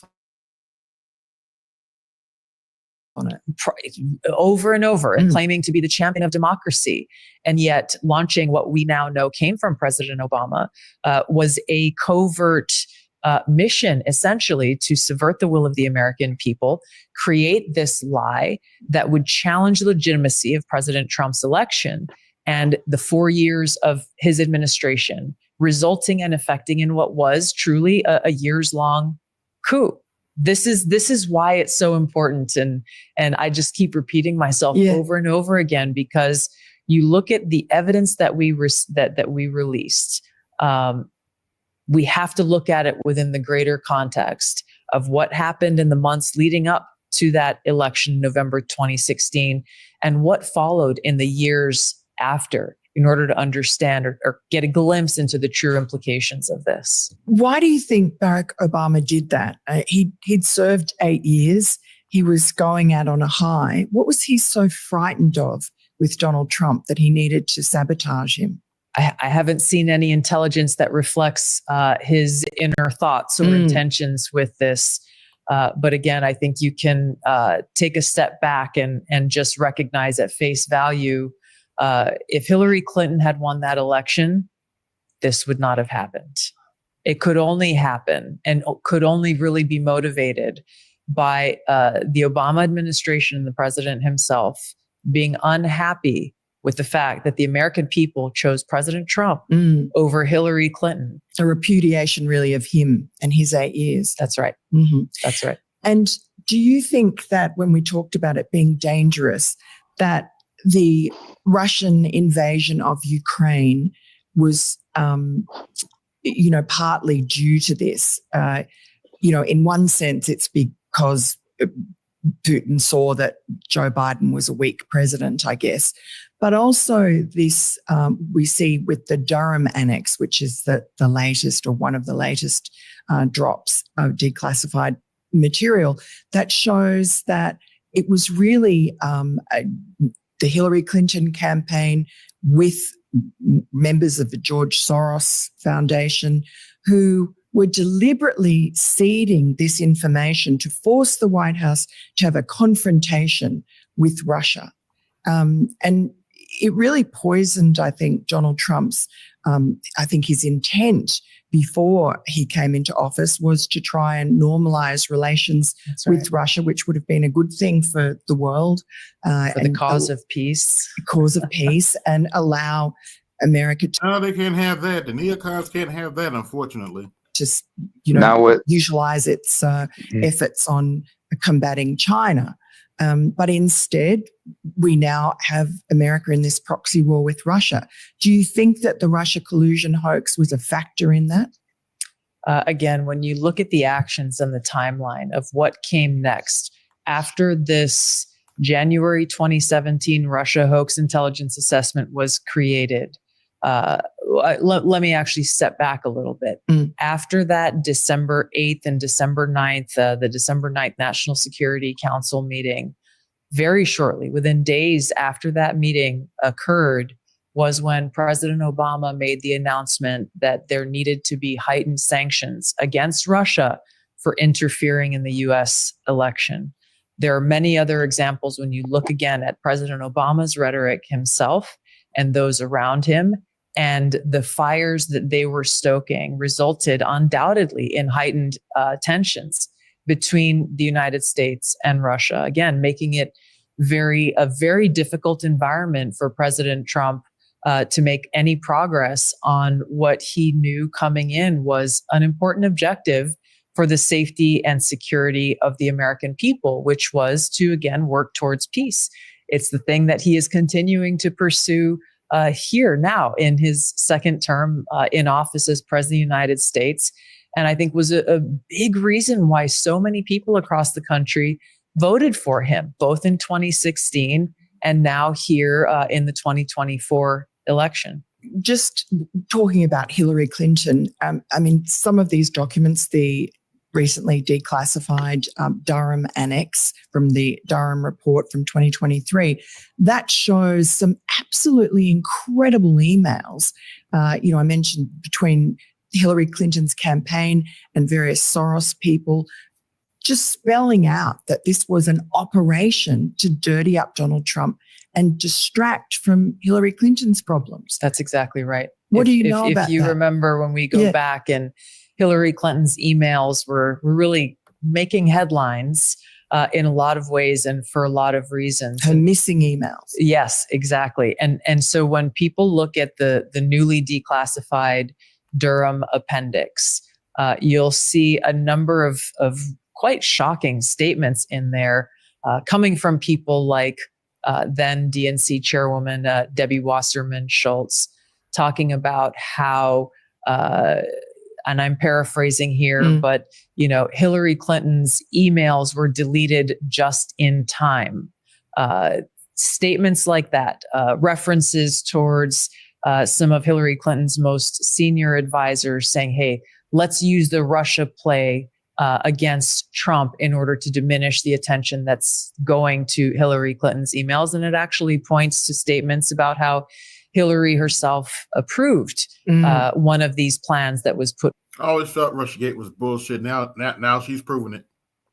Forward again before her to heighten tensions around this Russia hoax, this alleged Russia collusion with Donald Trump, to draw attention away from her and away from the controversy that was surrounding her at that time. These documents also show that President Obama was briefed on this before the election, and how at that point in time, he talked about how he didn't want his legacy to be tainted by Hillary Clinton and her controversy, and claimed to want to stay out of it. Obviously, at a certain point, he made a different decision, but it really, again, starts to lay the groundwork for how we see at the highest levels of power in our country. Remember, Hillary Clinton was the Secretary of State. We see at the highest levels of power in our country how this narrative was very intentionally used, and some intelligence pointing to the use of foreign agents or assets to assist in this narrative that, again, was in essence executed to undermine President Trump's candidacy and to advance Hillary Clinton into the presidency. And Hillary Clinton, you've had relations with that are not relations. I'll pause for a minute. I mean, when you let's not forget. I mean, with all this regarding Russiagate and everything, does anybody remember Cambridge Analytics? No. There's a documentary about them that came out. I remember that came out like in 2017, I think, or sometime after the election. Also, Abby Martin did cover like what happened, how the elections came about, and what happened, what really was going on. Mm-hmm. And my thing about it is,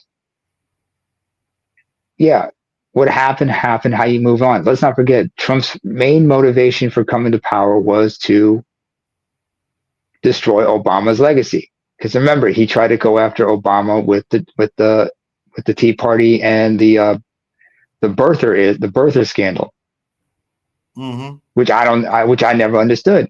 And then when Obama, proved his birth, that he was born in the U.S. on top of the fact that he won the next election. When he took jabs at Trump at the at that correspondence dinner, that's when Trump decided, you know what, I'm going to run for election. And his main reason was to just to reverse everything Obama did. But he couldn't reverse Obamacare, unfortunately, because too many, registered Republicans were relying on it because you didn't have a better alternative. Yeah. Find the line, what I just said. You ran for the presidency in 2020. She called you a Russian asset. Oh, neighbor, but I'm told I don't let any anti-Republican rhetoric over here, right? Shows how much I bring a lot. I bring both the anti-Republican and anti-Democrat rhetoric up in here. Why did she not? Because we need to balance it out. Back then, you were a Democrat. There are a few reasons. Yes, there are a few reasons. Number one, Hillary Clinton, as I said then, is the queen of warmongers. Right. So no lie there.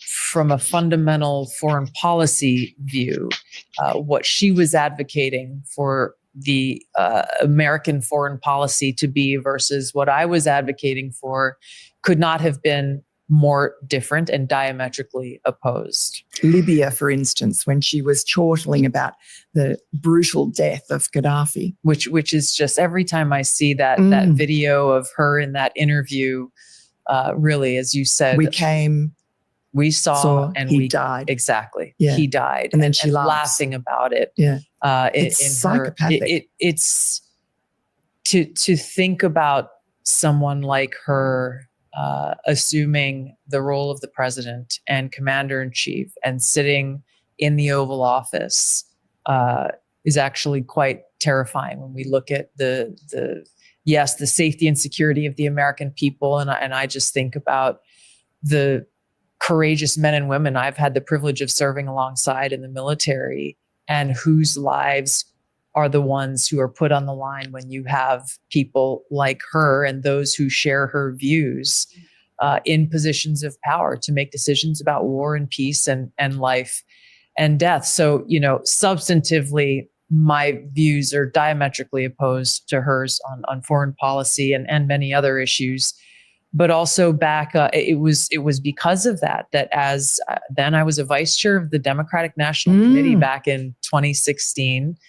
And, I had started to see from the inside so much of what was wrong within the National Democratic Party, but made a decision at that time where the scales were being tilted heavily for Hillary Clinton by then DNC Chair Debbie Wasserman Schultz. But also seeing how the mainstream media was complicit in this, because even as they touted Hillary Clinton as, and you remember, the most qualified candidate ever to run for president in our nation's history. That's a high bar. Yes. That's a very high bar. And yet, when you look at her actual record, they would list off all of these titles, these fancy titles that she's carried, but none of them actually looked at her record of what her Yeah. Who? Oh, by the way, who was one of Hillary Clinton's biggest supporters? Where is it at? Down a little. I know I have it.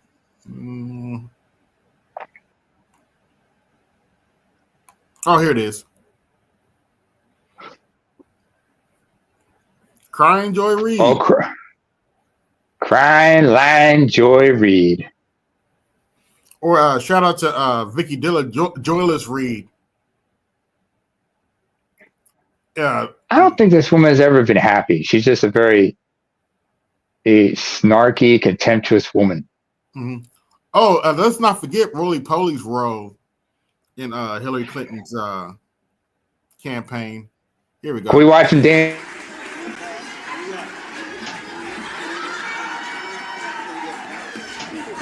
That's how I told you I don't need the music.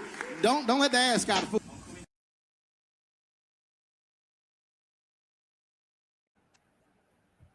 Oh, roly poly bowling ball. Mm-hmm.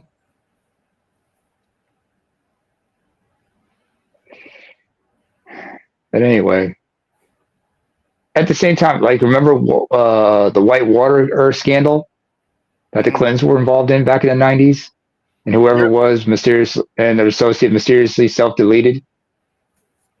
Allegedly, they came out of that. Allegedly, I'm sorry. Allegedly. Yeah, a lot of people self-deleted and got in accidents during the Clinton's reign, allegedly. They have a heck of a body trail. I'm just saying, allegedly. I'm just saying, yeah. And there's still one person still alive, and I don't know whatever happened to that semen-stained dress. Shout out to I hate to say this, I don't like him personally, but shout out to Sean Hannity. He was interviewing some of the Secret Service that used to work for them. And, shit! And he said, "You're a brave man for coming out." What? He said, "You're a brave man for talking about how Hillary Clinton treat you over the years." I'm surprised. What was his response? He said, "I'm surprised you still." He told the Secret Service guy, "I'm surprised you're still alive, given the Clinton's history." Ooh. Yeah. He's still on Fox. He's still at Fox, right? Yeah, of course he's still on Fox. Him and O'Reilly. So I guess Tucker Carlson was the odd man out. No, him and O'Reilly O'Reilly and Tucker got fired. When did O'Reilly get fired? Because I remember he got. Oh, during that Me Too, but I thought he got an extension afterwards. But no, he got fired. All right.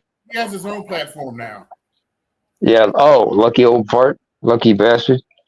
But then again, you know what I miss regarding O'Reilly? Who? Two things. Regarding Bill O'Reilly, there's two things I miss. One, bleep it. We'll do it live. We'll do it live. Don't write it. We'll just do it live. Oh, Secondly, yeah.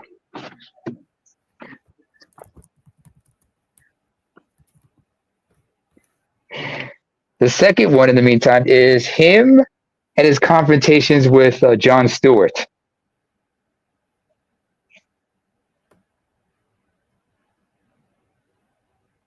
Was it Jon Stewart had him on the Daily Show a couple of times?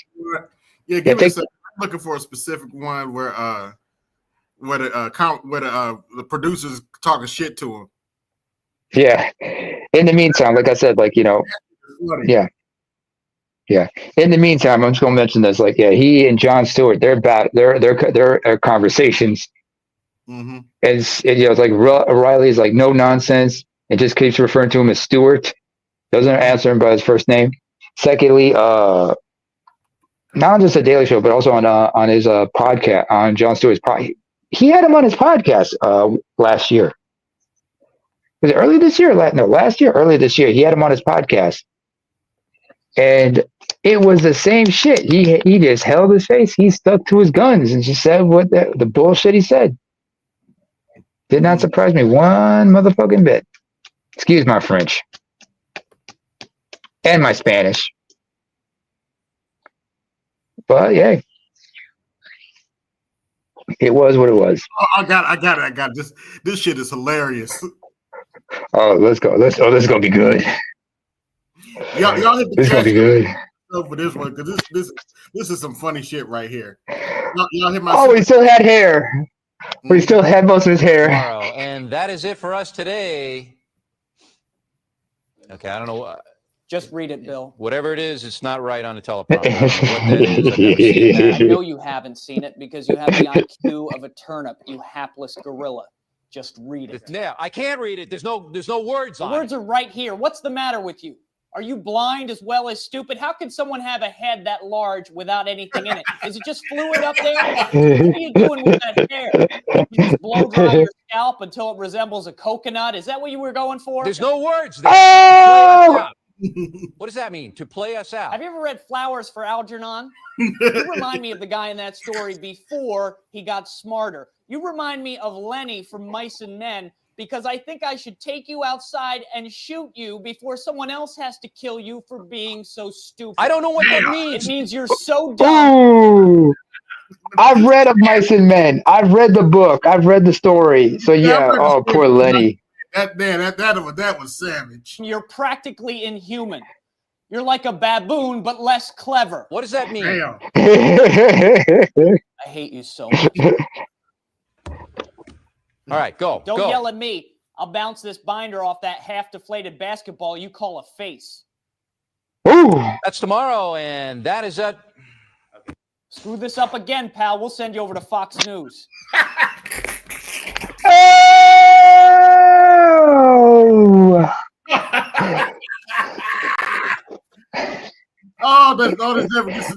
This clip never gets old. That's tomorrow, and that is it for us today. And we will leave you with I can't do it. You are mentally handicapped. We'll do it live. There you go. You can't even get it right after 5 takes. Why would I agree to do it live? We'll do it live. Fuck it. No, fuck you. We're not going to do it live. Do it live. I'll write it, and we'll do it live. How are you going to write it? You can't even read it. You troglodyte homunculus. Last chance. In 5, 4, 3. Tomorrow, and that is it for us today. I'm Bill O'Reilly. Thanks again for watching. We'll leave you with Sting and a cut off his new album. Take it away. You want to? Let's do this. Let's do this. Come on. That's funny. Oh, Hey, AV. You can never say there's a dull moment when I come over. What's going on, Meech? Hey, Mr. Meech, the Green Hulk is here. Want to put the bunnies, George? No, want to pet the. Sorry, he wants to say, want to pet the bunnies. Oh, you ever watch the movie version of Mice and Men? Yeah. It's Gary Sinise as George and Vincent D'Onofrio as Lenny. Yeah. Oh my God, I never got a chance to see it, but I've read the book, the story about it. I was like, oh, poor Lenny, because he was kind of slow, but he was giant. He was a big man. Yeah, he broke that poor chick's neck, and Inadvertently, he didn't know what he was doing. He was just. He's doing.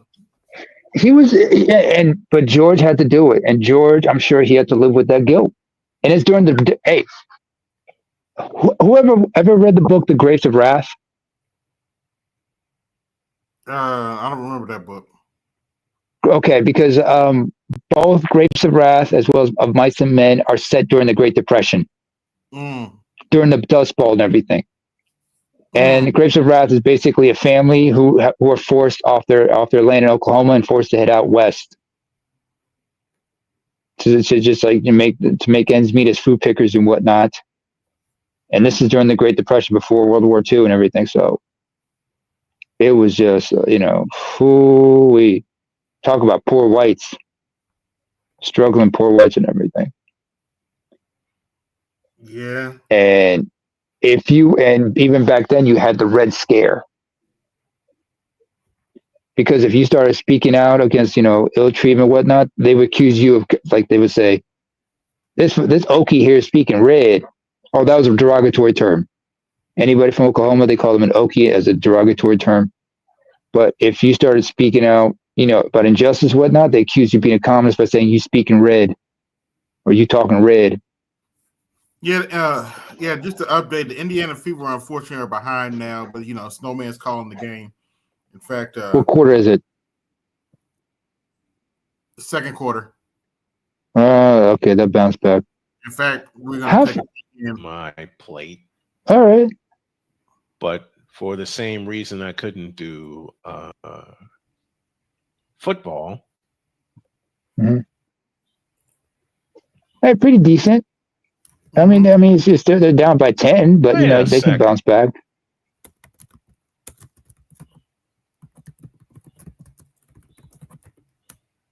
Yeah. Take your time, Snowman. Take your time. Yeah. What the heck?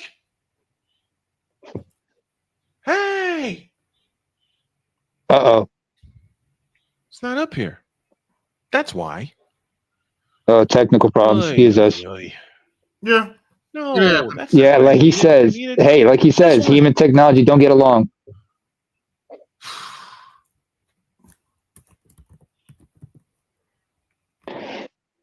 Abby, you ever thought about helping him out every once in a while? Oh, I send him stuff all the time. Not gonna get afraid. Okay. Not gonna be afraid. Yeah, he sees a lot of these late games where I always struggle. No, I mean, like, with the technical stuff, like the system and such. Actually, he's doing pretty good. All right. With the technical stuff. He's okay. He's well suited. He's well suited. Okay. But I show him stuff all the time. I do when I go to halftime. 2:59 for the half. Mercury 40 and the Fever 30. And there was no review on the play. The foul stands. And Monique Okoa Makani will shoot 2. But yeah, this is Snowman covering the Fever right now. Okoa Makani. Definitely Nigerian.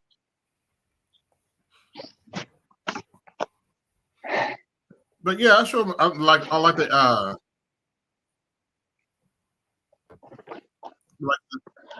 like the animation shorts I do and stuff. I show him first usually. Yeah. And stuff like this. Wait, crayons? Don't talk about crayons. Crayons?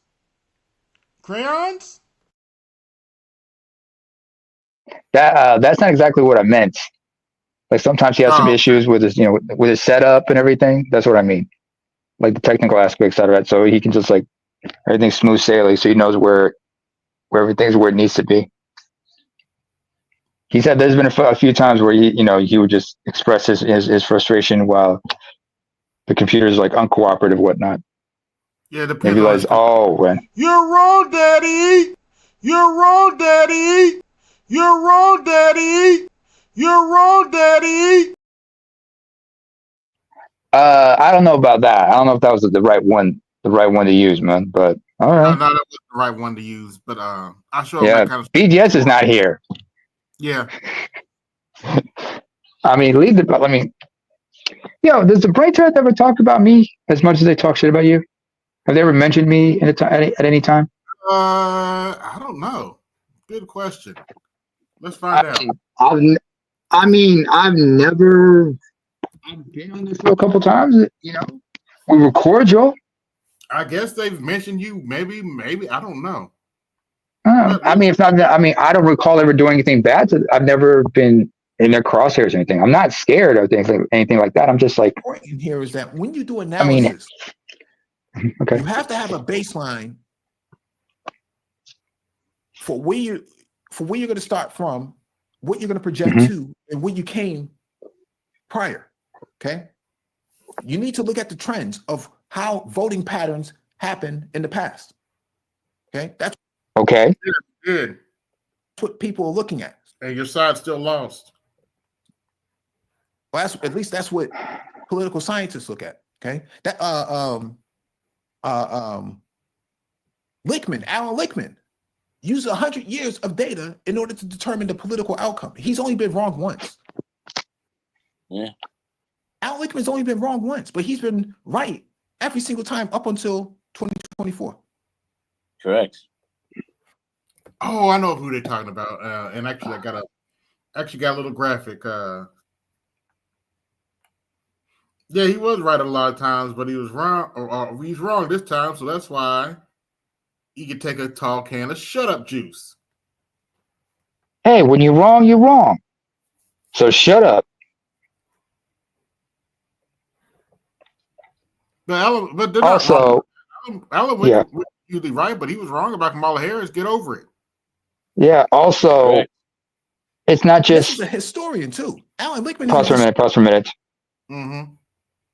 When you talk about political history, whatnot, geopolitics, everything, it's not just political sciences. You also have historians. Yes. It's because they cross-reference one another. They overlap when it comes to that. Also, you have to also consider economists who study forensic economists. I think if that's ever a field. Sociologists, anthropologists, because they also study about the trends of social trends, what's going on in the past. Archaeologists, and who am I missing? Oh, military historians, because understand politics and military go hand in hand at always. Mm-hmm.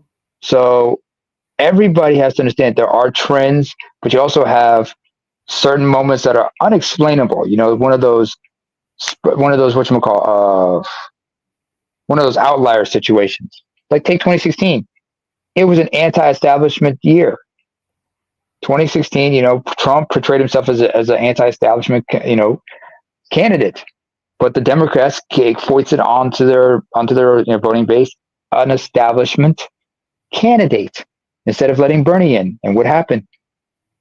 They lost. You lost. You made the wrong choice, and you lost. You backed up the wrong horse, and you got shitted on. But let's continue. They live with the fact that Kamala Harris lost. These guys and so forth are somewhat of our thought leaders here, and so on and so forth. We're in league with these guys when they stepped off from that originally because of the fact that they didn't want you around based on your race and position. Unbelievable. That's a good point that you bring up. I didn't even think about that initially, but Thugtician saw that back then too. That's why he was over on this side, right? He called that out back in 2008. He did. That there is no working with those guys over there. That there's no way you can work with those guys because they were so charged up for a race, especially on the emergence of Obama, tying this all back into the politic.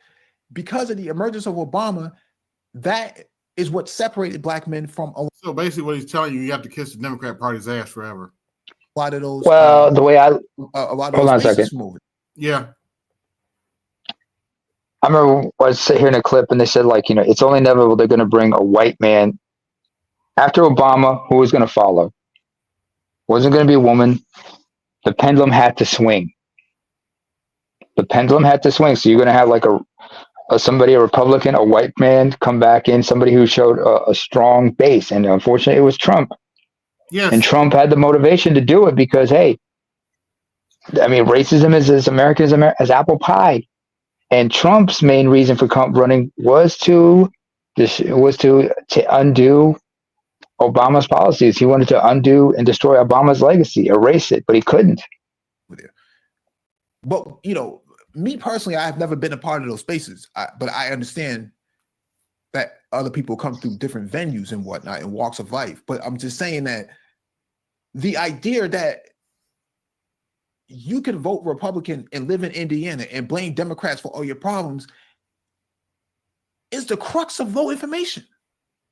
It's the crux of it. What? You heard him. You heard him. Hold on a second. Yeah. Hold on a second. Stop the presses here. You vote for one side and blame the other side for what's going on. First of all, unless you're very in tune with the politics of your home state, what you're talking about being low information, aren't you being low information yourself by making it oversimplified like that? Yep, pretty much. Which begs the question: you live in Massachusetts. That's a blue state, isn't it? Yes, it is. And the capital is Boston. We live in a blue state. That's their main argument. We live in a blue But state. but just because the state is blue doesn't mean most of the counties are blue. Nope. I mean, you live in India. Take a look at and yes, I have to bring race into this. Last time I checked, yeah, Illinois is a blue state, but a lot of the counties are red. Yes. And if I'm not mistaken, and here's the thing I also got to mention, especially when it comes to the history of this country, this country and racism goes Illinois, followed by Indiana and Wisconsin, and then followed by Ohio, has the most sundown towns. Yep. There are counties where you cannot show your black face after 6 p.m. You got to be gone. Yeah, I could have told you that. Mm-hmm. It's unbelievable low information. Let's look at Indiana. Let's look at its state legislature. Who runs that? All conservative. We know that the federal dollars that come down from the federal government come to the states and are dispersed by way of the legislature that then goes to your various cities, townships, and so forth. But that's how that system works. Mm-hmm. That's how that system works. So if your state is run by conservatives, if you will, if you want to call them that, how what's going to be the end result? What's going to be the end? Now I find it ironic that Nagone is talking right now, considering in his city, it costs $3,000 to buy a 30-foot square apartment. Wait, what state is he in? New York. New York. Oh, wait a minute. By the way, Mr. Meach is asking about a wrench.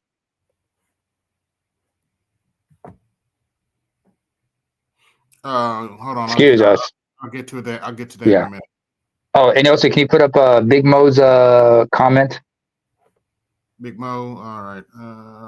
Yeah. Right here. Thank you, Big Mo 89. Cicero, Illinois used to be a sundown town. There's a list online. It's surprising how many areas were. No, they still are sundown towns, my dude. You'd be surprised. Yeah, there are plenty of sundown towns. It's not just Indiana. Like I said, Illinois has the most, followed by Indiana, Wisconsin, and then Ohio. Mm-hmm. And what? By the way, the ACA in some of these places did not take some of these things. Didn't take. No, actually, we did take the Affordable Care Act. Now. Yeah, but here's the thing. Also, I got to mention. Let me finish. Ironically, under Mike Pence, who I can't say, didn't take. Was his wife in the room when he signed it into law? Even going beyond Indiana. Yeah, probably.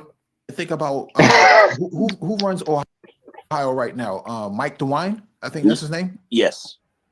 Wasn't he the one that came out last year telling Trump and telling Republicans to keep, put a lid on it with all that eating cats and dogs? Sure did, because he knew what the facts were. He knew what the facts were. He could not govern. He could not govern his state as a Republican, as a conservative, if you have this outside meddling coming in with misinformation. Who won? Wait a minute. Who won the Ohio again during the Electoral College? Oh, right, that was Donald Trump. Knew that. Yeah, but wait a minute. Yeah, wait. That was being run. What about the governor race? What about the governor race in Ohio? Did that governor that they mentioned? Did he lose his seat? Did he lose it to a Democrat afterwards, or what? Hold on. Hey, it's a valid question. Here's a valid question. But I'm gonna say this right now to Mike V. What he said about what's going on. What he said about the state of Indiana. Bro, you live in Massachusetts. What he said about Indiana. I said, like, you vote Republican, but you blame all your problems on the Democrats. By that logic, in a blue state, if you vote Democrat, do you blame the Republicans for all your problems as well? Yeah. They blame everything on And Trump. like I said, just because the state is one color doesn't mean all the counties are that same color. In some cases, the state may be blue, but most of the counties are red, and vice versa, folks. And sometimes it changes based on how they gerrymander. And once you got those folks on the record, you started to realize that, oh, this is actually true, that these people are here legally and it benefits the workforce and it adds value. No, it doesn't benefit the workforce. It actually lowers the wages. And with the cost of living, how does that benefit the workforce? We're talking about Springfield here, right? Springfield, Ohio? Into the economy in Ohio. But you didn't hear the Manosphere covering that. No, why they didn't cover that? And the only one who actually covered it to his credit was Black Uru Strikes. He's the only one who actually stepped up and said something on the panel. But that's why you don't see Uru over there anymore, right? He don't really go over there anymore because you can't really rock with that.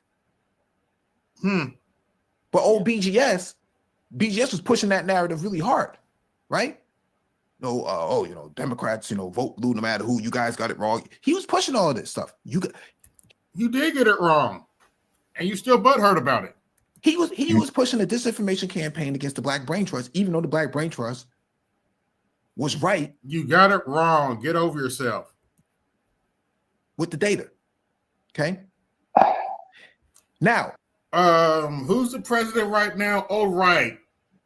Donald Trump, not Kamala Harris. BGS is trying to say that the map is based on polls. I'm sorry, but how many electoral votes do you need to win an election? You need 200. If I'm not mistaken, you need 270. Trump got 312. Kamala Harris got 226. 270 exactly. Is that based off of polling?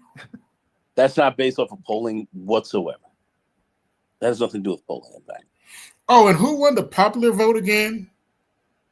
It was Kamala Harris. Oh no, that was Donald Trump too. And it should have been noted he did not win the popular vote when he beat Hillary Clinton, and he didn't win the popular vote when Joe Biden beat him. But he won the popular vote against Kamala Harris. And y'all still talking shit like you got something right. It doesn't matter because remember, it's about the Electoral College. It's about the Electoral College. As I stated, he didn't win the popular vote when Hillary Clinton won the popular vote, but she still lost the Electoral College. Because where are the votes distributed at? State level. And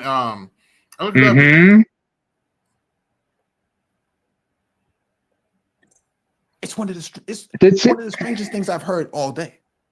But that's what we're dealing with here. But he also said, I don't have to go to get any information on polls for me to say what I'm saying. I know how the system works, so I can just say it. He said this tonight, and I listened to him. Said it. Over talking you while you were telling him what the deal was. I sat there and listened to it and said, this is beyond anything. Yes, he did, and that was one time I did hope BGS was wrong, but he wasn't. COVID happened. It is what it is. Trump lost that election. So any but her blue. But let's not forget what happened. What happened to Fallout? Stop the steal. Oh, sorry. So any but her blues out there, you can't say I'm denying the 2020 election. Trump lost. It is what it is.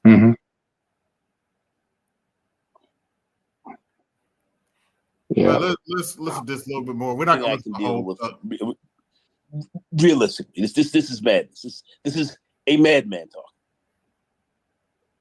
Oh, I'm a madman now, huh? I heard it. Talking about BGS. I heard BGS, that's right. Never mind. I don't know if you heard it because he was just running his mouth. Maybe you didn't hear him clearly. That's what this man said. Oh, hold on. I'm so glad you said that, Never, because now it is appropriate to play this. Come on. Here we go. And here we... You're wrong, Daddy. You're wrong, Daddy. You're wrong, Daddy. You're wrong, Daddy. That's basically what they're saying. I used to say that to my father when I was a little kid. But at least when I got older, I apologized to my father for saying that. You know what he did? Mm-hmm. He looked at me and said, "Listen, you were a little kid at the time. You didn't understand." Same thing with my mother. Well, fortunately, you got a bunch of grown kids now. Yeah. They were muting me. But that's the thing, though. These guys can't actually have a legitimate debate on politics. They can't have a legitimate debate because it contradicts everything that they say. They would have to take down all their content. They know they would have to do that. Really? They know they would have to. There's no way you could actually stand 10 toes down on what you're saying in the manosphere if you actually put the facts on the table. No way. Right? Who won the election again? Right. This whole thing about paternity fraud, right? The manosphere is, working behind the scenes to get paternity. Remember all that? And we ran the clips back. The influence. Let him finish. Come to find out that the actual person who legislated the bill said that the majority of his support came from Black women. Wow. And you played it, sort of played it right. It was unbelievable. And you never. So what? The legislation got done. Never heard anybody talk about paternity fraud legislation ever again in the manosphere. You see, really? What the hell? Yeah, he don't know what you know what the fuck you talking about. But anyway, took those bullets out. No, he's just all over the place, like I said last time. Russian roulette with this last one. Well, Denver, you hit it on the nail. The last stream, they're throwing stuff at the wall to see what sticks. You want to talk about a madman? I own up to being nuts. You got to play Russian roulette with the last one. You didn't see him talk about Iran, Trump bombing Iran's nuclear facilities. You didn't hear him talking about, those nuclear submarines being repositioned in, Actually, we did talk about it. Just went on YouTube. Oops. A couple of days ago. You didn't hear him talk about that. Know why? Because how would you know, Mike? You don't. You don't know shit. Biden. Unless you were there. Yeah, we actually did talk about this. We just didn't do it on live stream. Read between the lines. And there's a reason why we didn't talk about it live. And it's supposed to be the guy, or Kamala was supposed to be the person, or the Democrats are supposed to be the people that you blame for all of this. Can't blame that on Democrats, right? We didn't blame the Iran situation on Democrats, you dumbass. That was Israel. Yeah, we didn't blame that. We actually blamed it on Trump. Said it was a mistake. Trump should have listened to Tulsi Gabbard and Pete Hegseth. Because they were telling him that going against Iran and China was a no-go. Dumbass. As if he would listen. Yes. We criticized Trump, you dumbass. Biden didn't bomb it. Even John Mersheimer himself said, to Biden's credit, he didn't even get sucked into all that. Trump is basically flailing all over the place, and these guys have absolutely nothing to say about it. They don't even cover the politic at all. But they're pretending. How would you know? You don't. That heckling us is somehow adding value to a conversation. BGS adds zero value to any political discourse. We criticized Trump on air for that shit. What are you talking about? Shows how much you know. Wait. Heckling? We don't heckle them. We call. AB, if anything, you call them out for what they say and debunk their nonsense. Yeah, nobody's picking up Trump for what he did in Iran. That was stupid.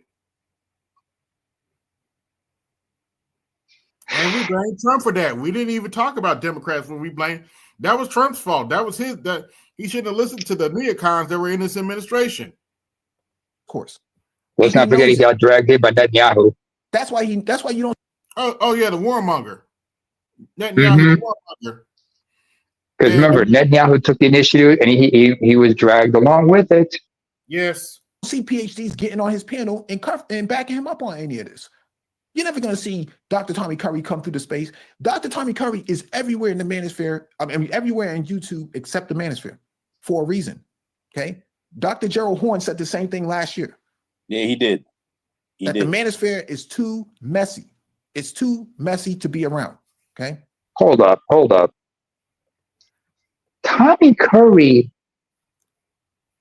what you're talking about regarding Tommy Curry has absolutely nothing to do with politics. Tommy Curry doesn't do politics. No. His books are about the struggles. His focus is mostly the same as Dr. T.S. Science. The focus on Black men and boys in America being uplifted because they are basically the designated underclass in American society. He doesn't do politics, so leave him out of this. What are you doing throwing him into this? Hey, I called it. They're throwing shit on the wall and see what sticks. Yeah, but he's trying to say I'm blaming Democrats for what happened with that crap that happened with them bombing Iran. Really? Come on, man. It's too messy.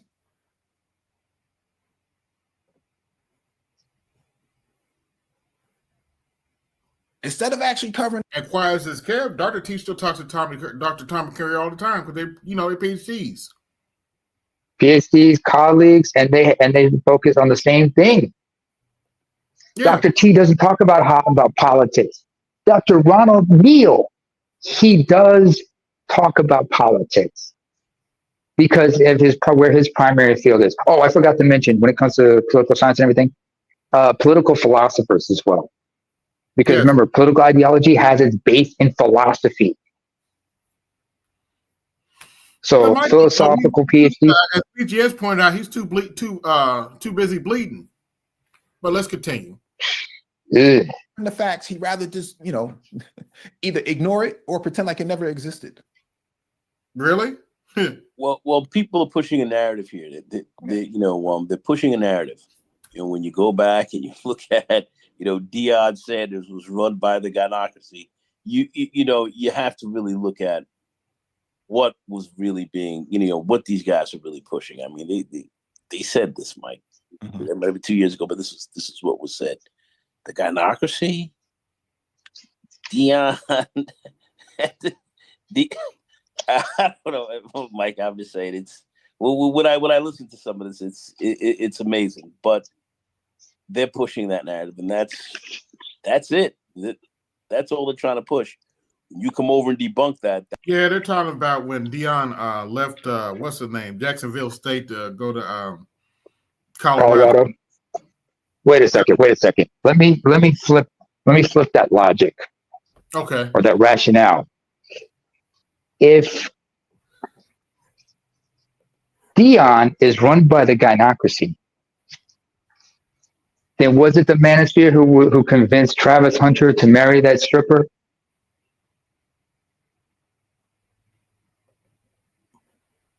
I didn't think so. Nope. No, that's Travis Hunter. Every tub sits on its own bottom. That's Travis Hunter's fault. Yep. That gets in the way. That becomes a problem.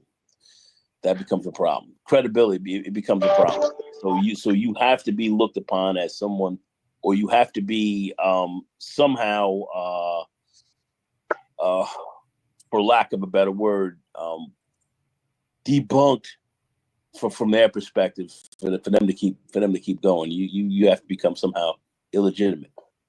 I mean, we've seen a lot of legitimate stuff get illegitimated through false information. We've seen that. So these false information, misinformation, and all these campaigns have had a pretty devastating effect in the overall. So that's the name of the game, really, Mike. That's what we're looking at. Name of the game here is we're going to stick to the facts. Yeah. Okay, let's stick to the facts. Kamala lost. Yeah, it didn't have to come to this, but it came to this because that's what they brought it. All I did was replay his own shit, and that's what he got his panties in a bunch about. All I did was replay his own shit that he put on me. Hell, I replayed that whole conversation they claim that they have on me. I replayed the majority of that conversation during that live stream, and that's what he's bitching about right now. There's a line that Charles uses. Our brother Charles in Baltimore would say, "Now, such and such, you know I love you, but I got to debunk you on your shit. Or I got to debunk you on your bullshit." What'd I do? Understand, we don't hate y'all. We still love y'all like you still our brothers, for better or for worse. But come on now. I may not be your brother because I'm on the outside looking in, but hey, it is what it is. Okay, they created this problem in the manosphere, pushing misinformation. That's why you don't see certain people getting on those panels anymore. I've warned certain content creators about this is you're eventually going to have a reputation for hosting misinformation. I've told people this 2 or 3 years ago. 2 or 3 years ago, we told them this. Tommy Curry don't want nothing to do with the space. He's everywhere on YouTube except for the manosphere. Okay, the only black male space that's supposed to have the interests of black men, he don't want nothing to do with it. Okay. Well, they don't have the interest. The interest of black men is not here with these. Oh, these Negroes have the interest of black men, really? You really Hold expect on a us to believe that? second. Hold on a second. We all know the manosphere isn't a monolith. There's of course, you have different subdivisions. You've got Edmore, SYSBF, you have MGTOW, you have MRA, you have PUAs still. Although some of them had to, after 2016, with the Me Too, had to rebrand themselves as dating coaches and whatnot to cover their asses. Mm-hmm. The manosphere, as it's called, it's a sphere. You have different, different aspects. I mean, different, subgroups with different agendas, different beliefs and ideology. I know, not ideology, but viewpoints on certain concepts. And we all have our differences. With these guys, there is no interest for black men besides Brain Trust, 1 or 2 other stations. Oh, no interest for black men other than kissing the Democrat Party's ass. Okay. Channels, that's about it. There is no interest for black men. And the thing here is, they brought this upon themselves, right? That's all I'm saying. Like, you brought this upon yourself. All you have to do is stick to the facts. What facts were you sticking to? I'm sticking to the facts. Kamala Harris still lost. What you have to do? Oh, I don't have to look at a map. I don't need to look at the data. I don't need to look at any of that. You didn't look at anything because you can't look at it, man. What is he talking about? Well, actually, I did look at the data. The economy wasn't doing so hot. That's the other reason Kamala Harris lost. Grocery prices were rose through the roof while Joe Biden was in office, and he did nothing to stop it. That's why Kamala Harris lost. Except for eggs.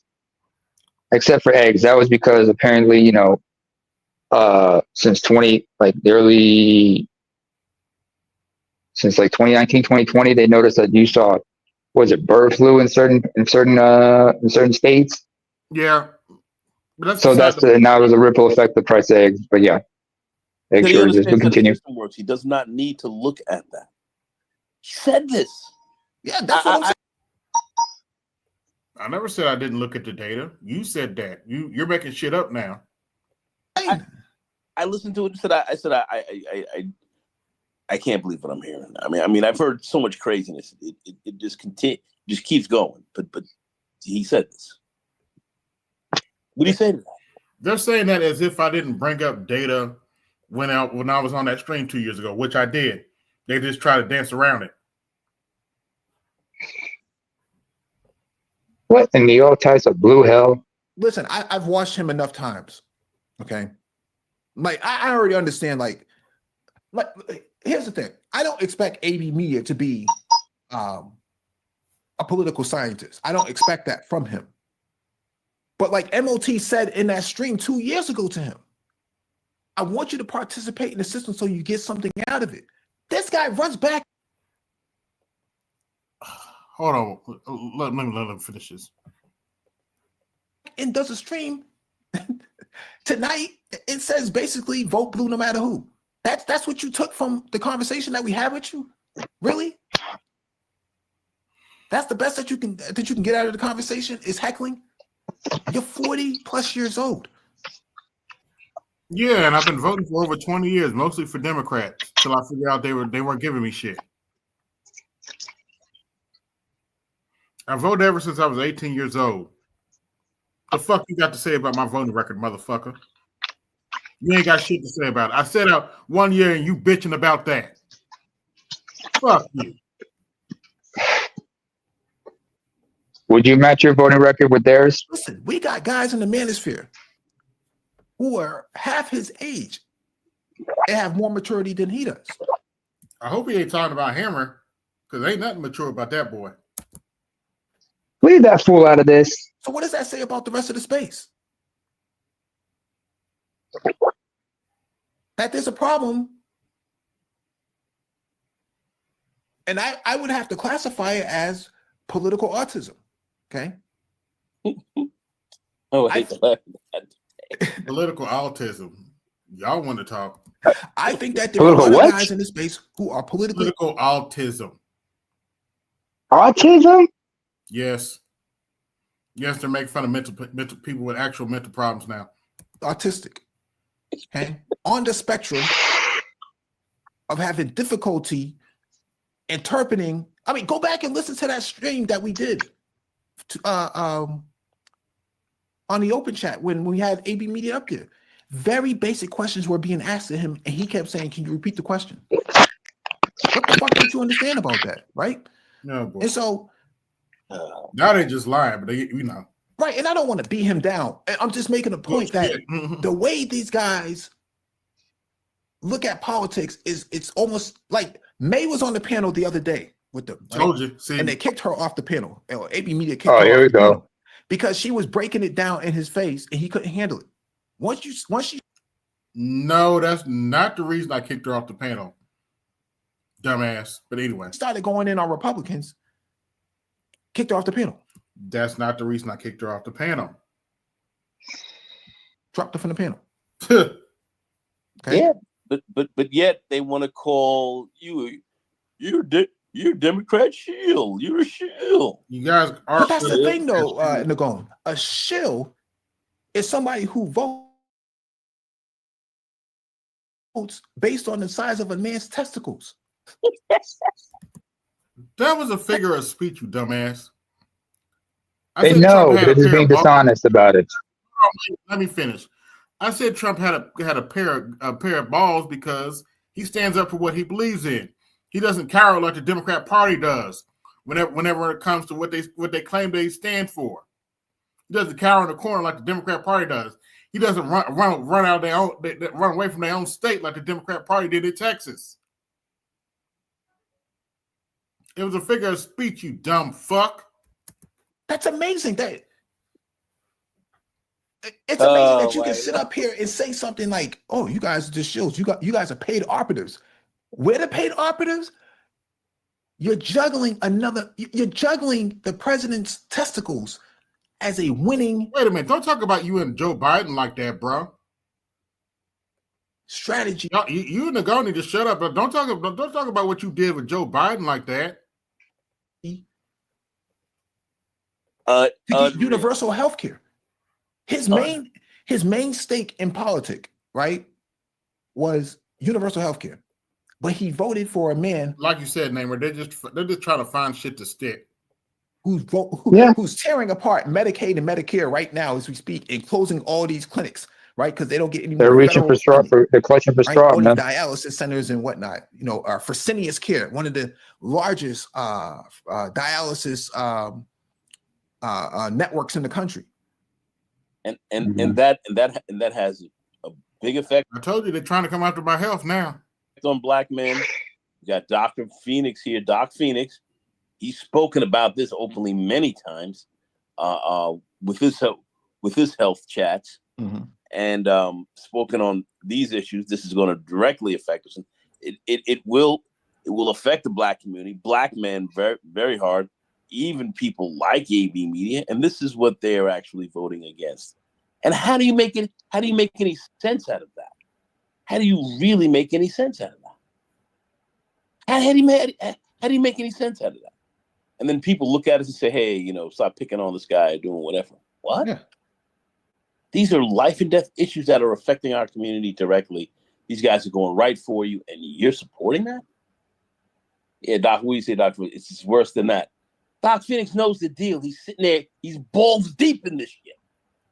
He knows exactly what's going on. And these people are sitting back here making these types of statements and taking these types of positions. Are you crazy? I mean, you can't be serious. You can't be serious. And we're supposed to listen to this seriously?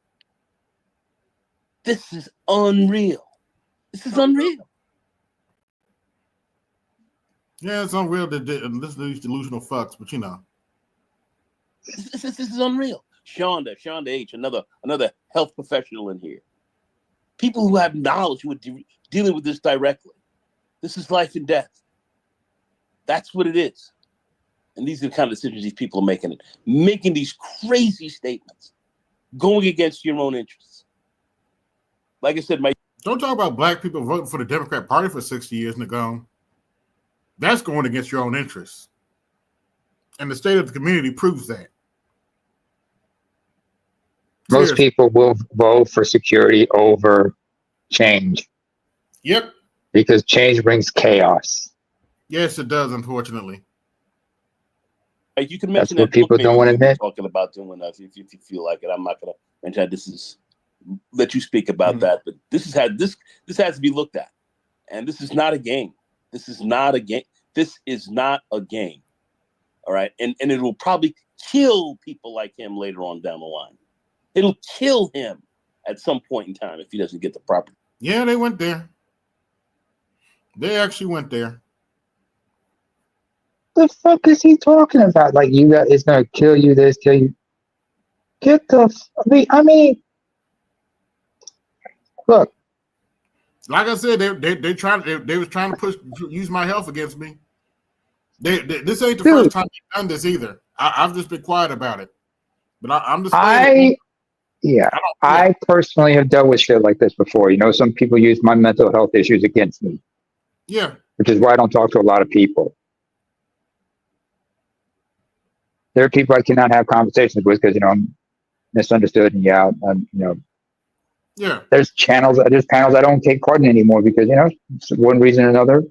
But that doesn't mean like I'm less credible as dismissive as some people are. But you don't attack people for what they're dealing with. All right. What's next? You're gonna go after the dialysis thing. I mean, that's out of your control. But I'm just like, you don't. I don't believe you went there. I can't believe you went there. Yeah, they've been going there. I've just been quiet about it.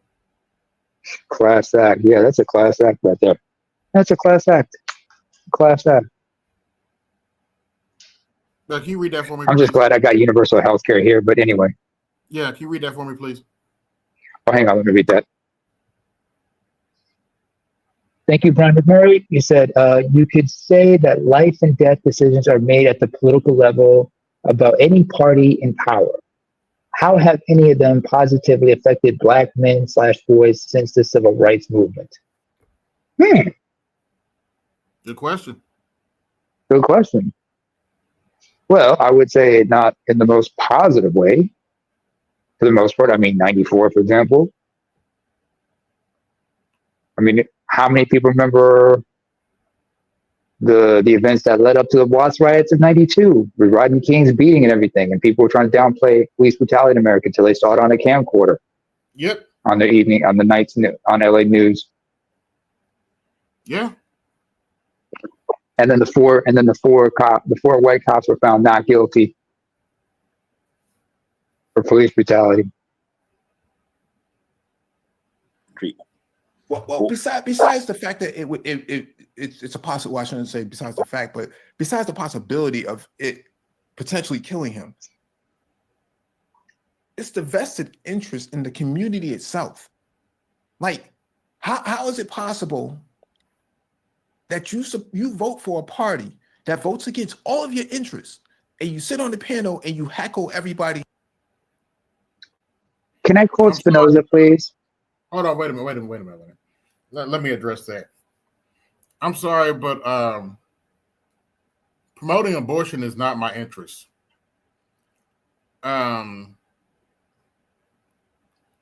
Making children under 18 have transgender surgeries is not my interest.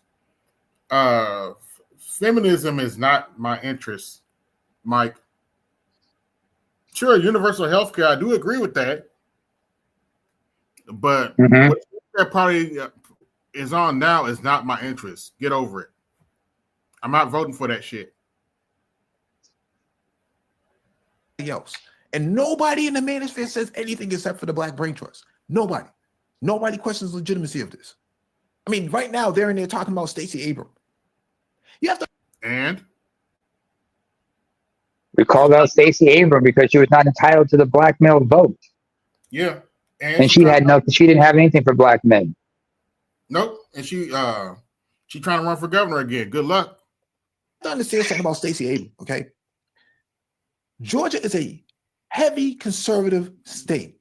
In fact, from South Carolina all the way to Texas, those are all Confederate states, for lack of a better description. Yeah, okay? That's a Confederacy, that's for sure. What Stacey Abrams did, and people don't, and these guys don't even understand this. If it wasn't for Stacey Abrams, you don't get a Warnock or Ossoff, and you don't get Biden. Yeah, no, we understand. We understand that Stacey Abrams helped Joe Biden win Georgia. That's fine. So what? Did it help her in our next election? No, it did not. It did not. Did Kamala Harris win Georgia in 2024? No, she did not. It wasn't even close. What about what's his name? Raphael Warnock? I understand. See, you guys are just looking at Stacey Abrams.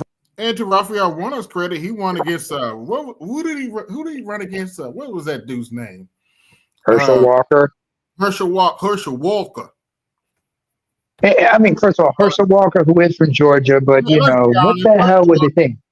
Was definitely not the brightest, sharpest knife in the drawer, but he's the, whatever. I mean, first of all, it was just the Republicans. It was a sick joke, but I think it was a sick joke on behalf of, on the part of the Republicans to have him run it on their behalf.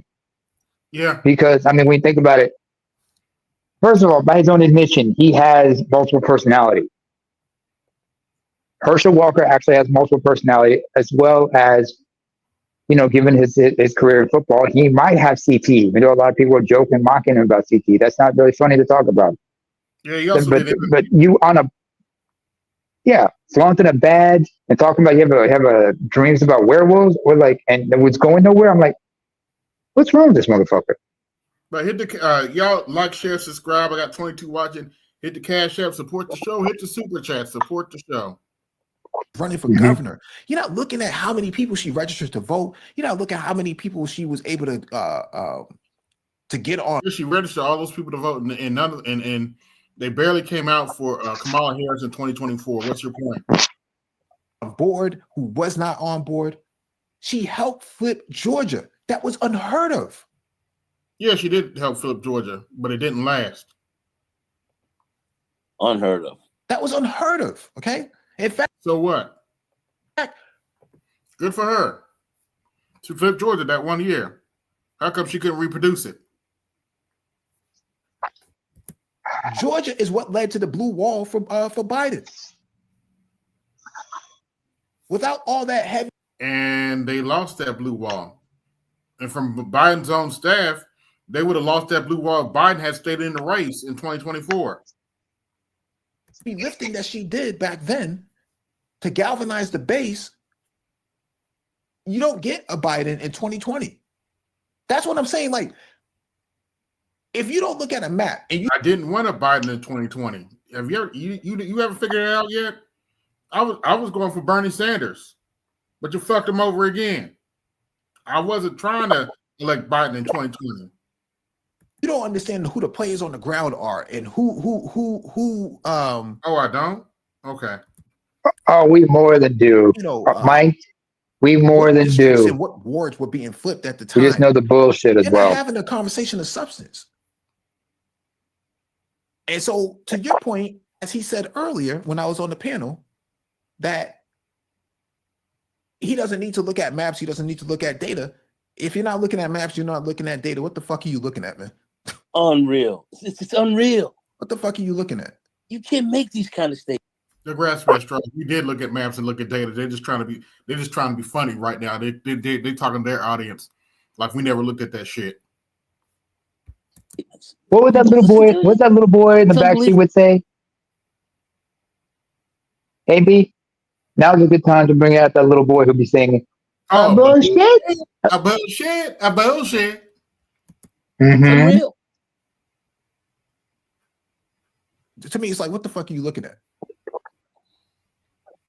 At that point, you're just speculating on what you think is going to happen when you have no evidence to prove it at all. And so you wait. And oftentimes I said, now, because I said even back then, there's a possibility Kamala Harris right when I could be wrong. But yeah, nothing's guaranteed. I never said Trump winning was a guarantee. I never said that. But if you listen to these knuckleheads, I think I get everything right. No. I tell people I could be wrong about stuff. I'm not you in the butthurt brain trust. AB, you got a cash app. If I may read it. Oh, go ahead. Put it up. Thank you, Brian McMurray, for the $5. He says, if the Dems actually cared about healthcare, most of them in power would have been behind force the vote that Dore was pushing. Yes. They fought against that. Yes. Yes. Dore? Yes.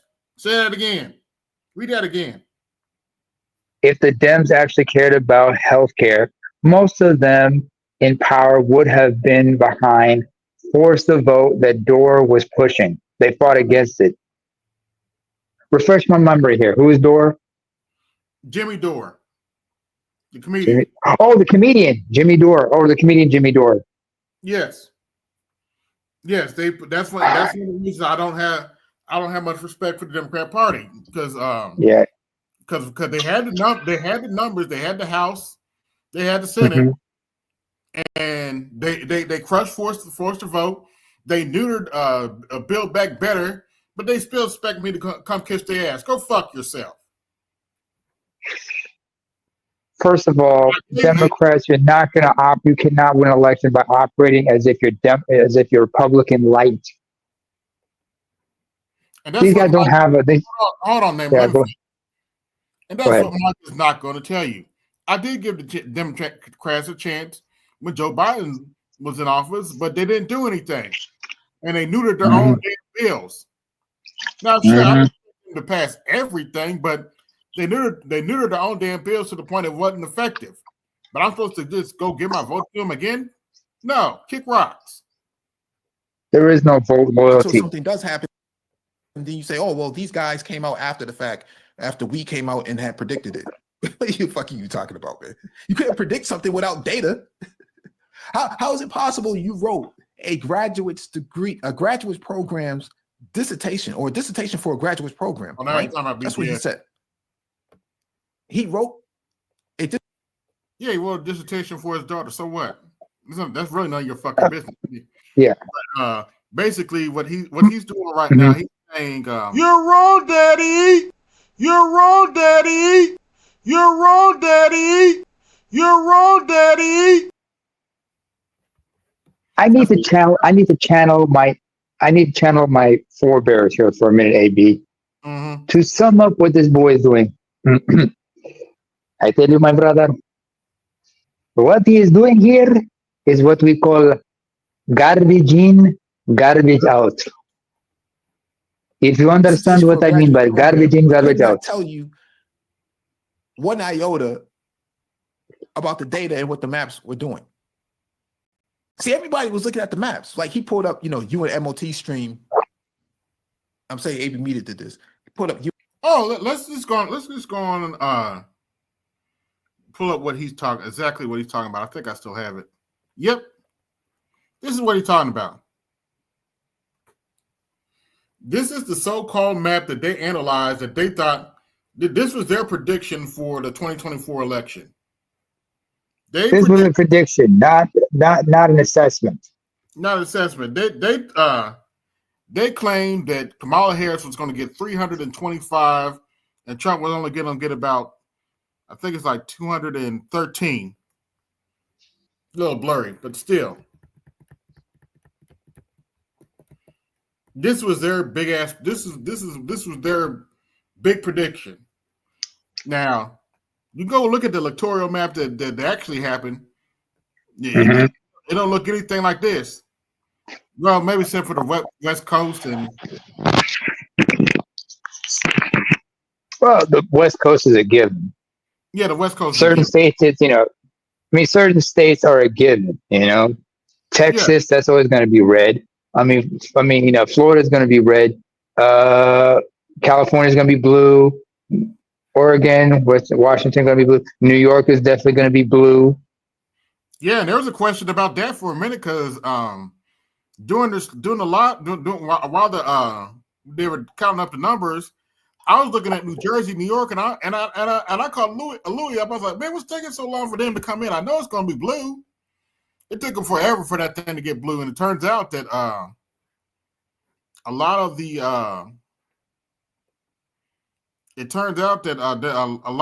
even in the blue state, the amount of Republican votes was an uptick, but not enough to turn it. Not enough to turn the tide, but Trump gained votes in all the blue states. You and MOT stream. But Mike ain't gonna talk about that, of course. About how you guys. Hey, what did I say earlier? Allegedly, you got it wrong.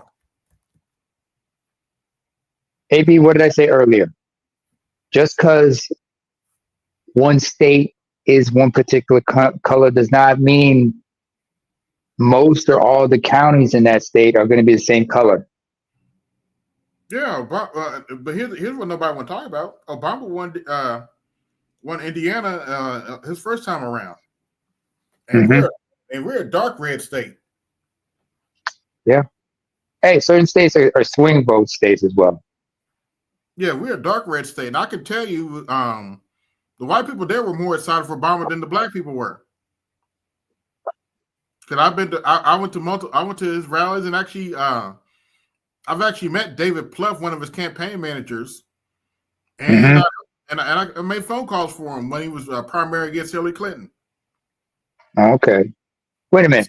Yeah, I don't just so I'm not just bashing the Democrats for no damn reason. I've tried to help them over the years.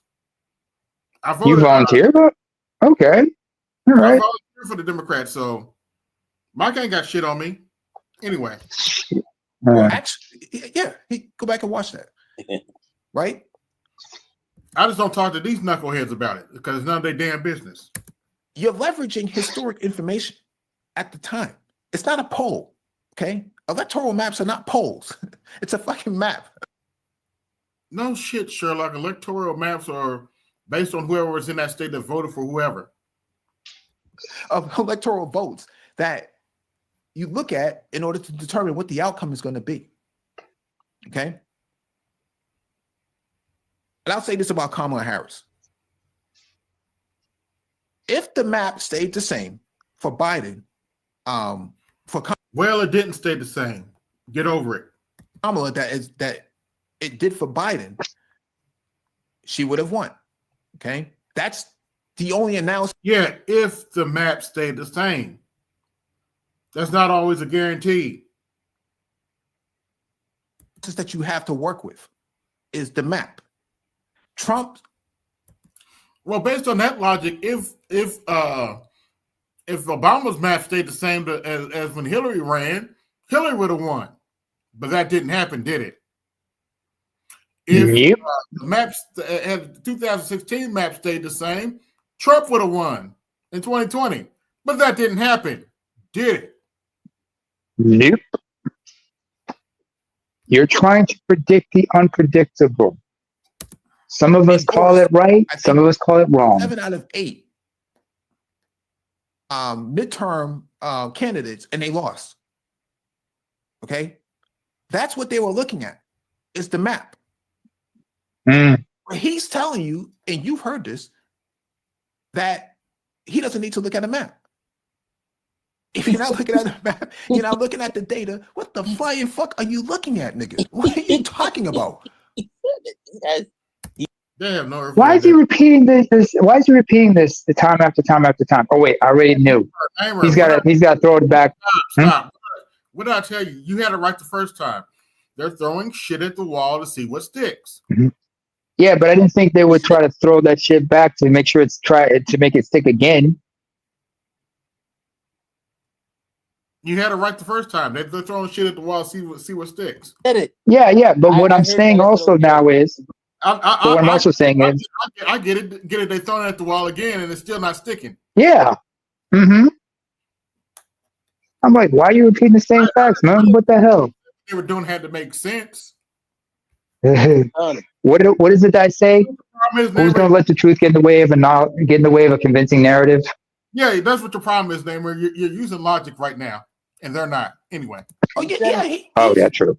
Sorry. Listen, I thought that AB Media was be the poster child of misinformation, of low information, but he has proven that he is the poster child for low information.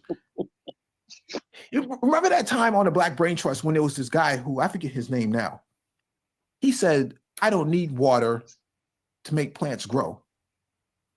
Yeah. What? I don't know who said that. It wasn't me. You remember that? No, man, we I don't know who said that. Man. What in the all types of blue hell? What's important, for the few people that are watching this, what's important here is that when you do analysis, you have to have a baseline for where you're going to start from, what you're going to project to, and where you came prior. Okay? You need to look at the trends of how voting patterns happened in the past. Okay? That's what people are looking at. And you also have to look at the present too. Before you consider those voting patterns. Well, at least that's what political scientists look at. Okay? That Alan Lickman. Political climate changes. Ask demographers and statisticians. To determine the political outcome. He's only been wrong once. Yeah. Alan Lickman's only been wrong once, but he's been right every single time up until 2024. Correct. So what? Correct. And this is a historian too. Alan Lickman is a historian. If you look at his material, he's actually been more aligned with Black people than he has not been. He certainly has. Right? Certainly has. So, but this is what I'm saying. When you get somebody like BGS on the panel and he says the things that he says, he doesn't realize, like, you're on the record for saying what you're saying. You do understand that. Okay? He really got perturbed when I brought up Angry Man, because that's really where all this starts from. When him and Angry Man got into it on the panel, and I didn't even want to bring all that up, but I had to have some kind of historic fact here. He could not look at a map back then. It's 4 years later, and he still can't look at a map. That's why he wants to avoid talking about maps and data, because then it would contradict anything he has to say going forward. Okay? Oh, boy. All these guys worried about Jasmine Crockett, they don't even live in Texas. You got one dude living in California. When is the last time I mentioned Jasmine Crockett? Not in quite some time. I could talk about how, she might lose her seat because, of the gerrymandering. I mean, you just mentioned it tonight about that. Yeah, about the gerrymandering, but apart from that, because we already know her role in this. She's a minstrel show. I call her what I call her. She's a minstrel show. I'm not. Can you play that clip? She's a preacher's daughter. I know plenty of them. I'm not worried about her. Mm-hmm. Yeah. California, one dude living in Ohio. One of them's name is Jasmine. So anyway. Has no idea that Jasmine Crockett didn't just get here. She's been in politics for probably the last 10 years. Yeah, at the very, so what? Very least. She's no neophyte. She's not a neophyte. She's been in politics for the last 10 years. So okay, so what? She still sound like a clown? I mean, the only highlight you have is what she went shot back at what's her face? Information comes through the lens of me. Well, she did call Donald Trump a piece of shit recently on camera. So sound bites. Yeah, that's it. Whatever. Touche. Well,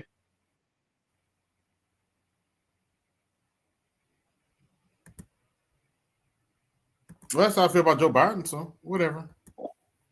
That's the height of your political intelligence. You're about as politically sophisticated as an eggplant, but you won't accept that because in your world you have to be the end all and be all, and you can't be that. Oh boy. Okay, you're never going to be that. At least not while the Black Brain Trust is around. You're never going to be. Oh boy, I would tell Big Yes, but it would just probably get on his nerves. He might watch it. He might watch the playback later and see it. But oh boy.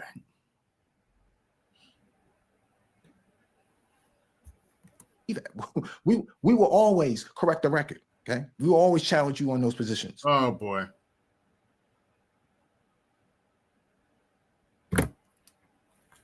Yeah, that's enough of that. Let's see, where am I at? Yeah, I've been on for 2 hours. Damn, I've been almost 3 hours looking at these dumb niggas. Okay. Hey, it's sure been entertaining though. Y'all hit my cash. It's been insightful and entertaining. Yeah, read that for me, please. Oh, hang on. Wait, another one? Where's which one? Hang on. Oh, it says here, I remember when Alan Lichtman was making his predictions based on his 13 keys. I used the same keys and I had Trump winning. I think he let his personal bias get in the way of his predictions. Yep, pretty much. Dun, dun, dun! Yeah, that's pretty accurate. Yeah, and I kind of felt the same thing when he said Kamala Harris was going to win. I'm like, something don't smell right here. I said the exact same thing, and he said it with conviction. Thank you, Brian McMurray. Yeah, thank you for that. And here's why I made this little graphic. You can have a tall can of. Oh, wait a minute. My bad. Let me. Just a second. Let me remove. Yeah, there you go. Got a tall can of Shut Up juice. When you're wrong, you're wrong. Now shut up. Yep. Oh, you know what? Episode of Colosseum Daily has also been brought to you by Angela Rye with lettuce and tomato on the side. Hold the mayo. Yes, indeedy. Yeah. By the way, with one with that shut up juice, you know what would be great that go with it? If you had a clip that had a little bit, you're going, shut up! Like he used to do back in the day. That clip where he like make somebody jab, he would crack a joke, make everybody laugh, and look at someone and go, shut up! Mm-hmm. That worked. R.I.P. Little Richard. But truth be told, man, look, nobody wants to hold an L. Yeah. When you're wrong, you're wrong. I'm like, I mean, it's not y'all's business, anything like that. But we got an election. We got a national election coming up here. Mm-hmm. Me, seriously, I'm not sure if I'm gonna vote. Or I'm gonna vote the couch because I'm pretty disillusioned with everything here. Not the first time I voted the couch. Yeah, vote the couch is an option that nobody want to talk Yeah. about. I had a conversation with one of my friends about that. I said, maybe I'll just vote for one of the far right parties as a joke, but nah, would be right. But yeah, Mike has no idea what we talk about. We talk about behind the wall. We talk about all that shit. We just don't talk about Unless it here. he pays. Unless he's paid. Unless you're a patron, you paid behind the paywall and have access to it that way. Yeah, he has no earthly idea what we were talking about. Domestic and foreign. And this is why BGS doesn't do domestic politics. Yeah, and now you understand why. But I'm about to too many fucking knuckleheads. I'm about to shut down the namer. I'd like to thank everybody that came through. This is AB Media 83, and I'm out. Peace. Yo, this is AB Media 83. Want to support the channel? Hit the Cash App. Also, be sure to like, share, and subscribe to the video. Also, be sure to hit that bell notification so you can be notified next time I upload a live stream or video. And always remember, keep it grinding, keep it pushing, keep it moving. This is AB Media 83, and I'm out. Peace.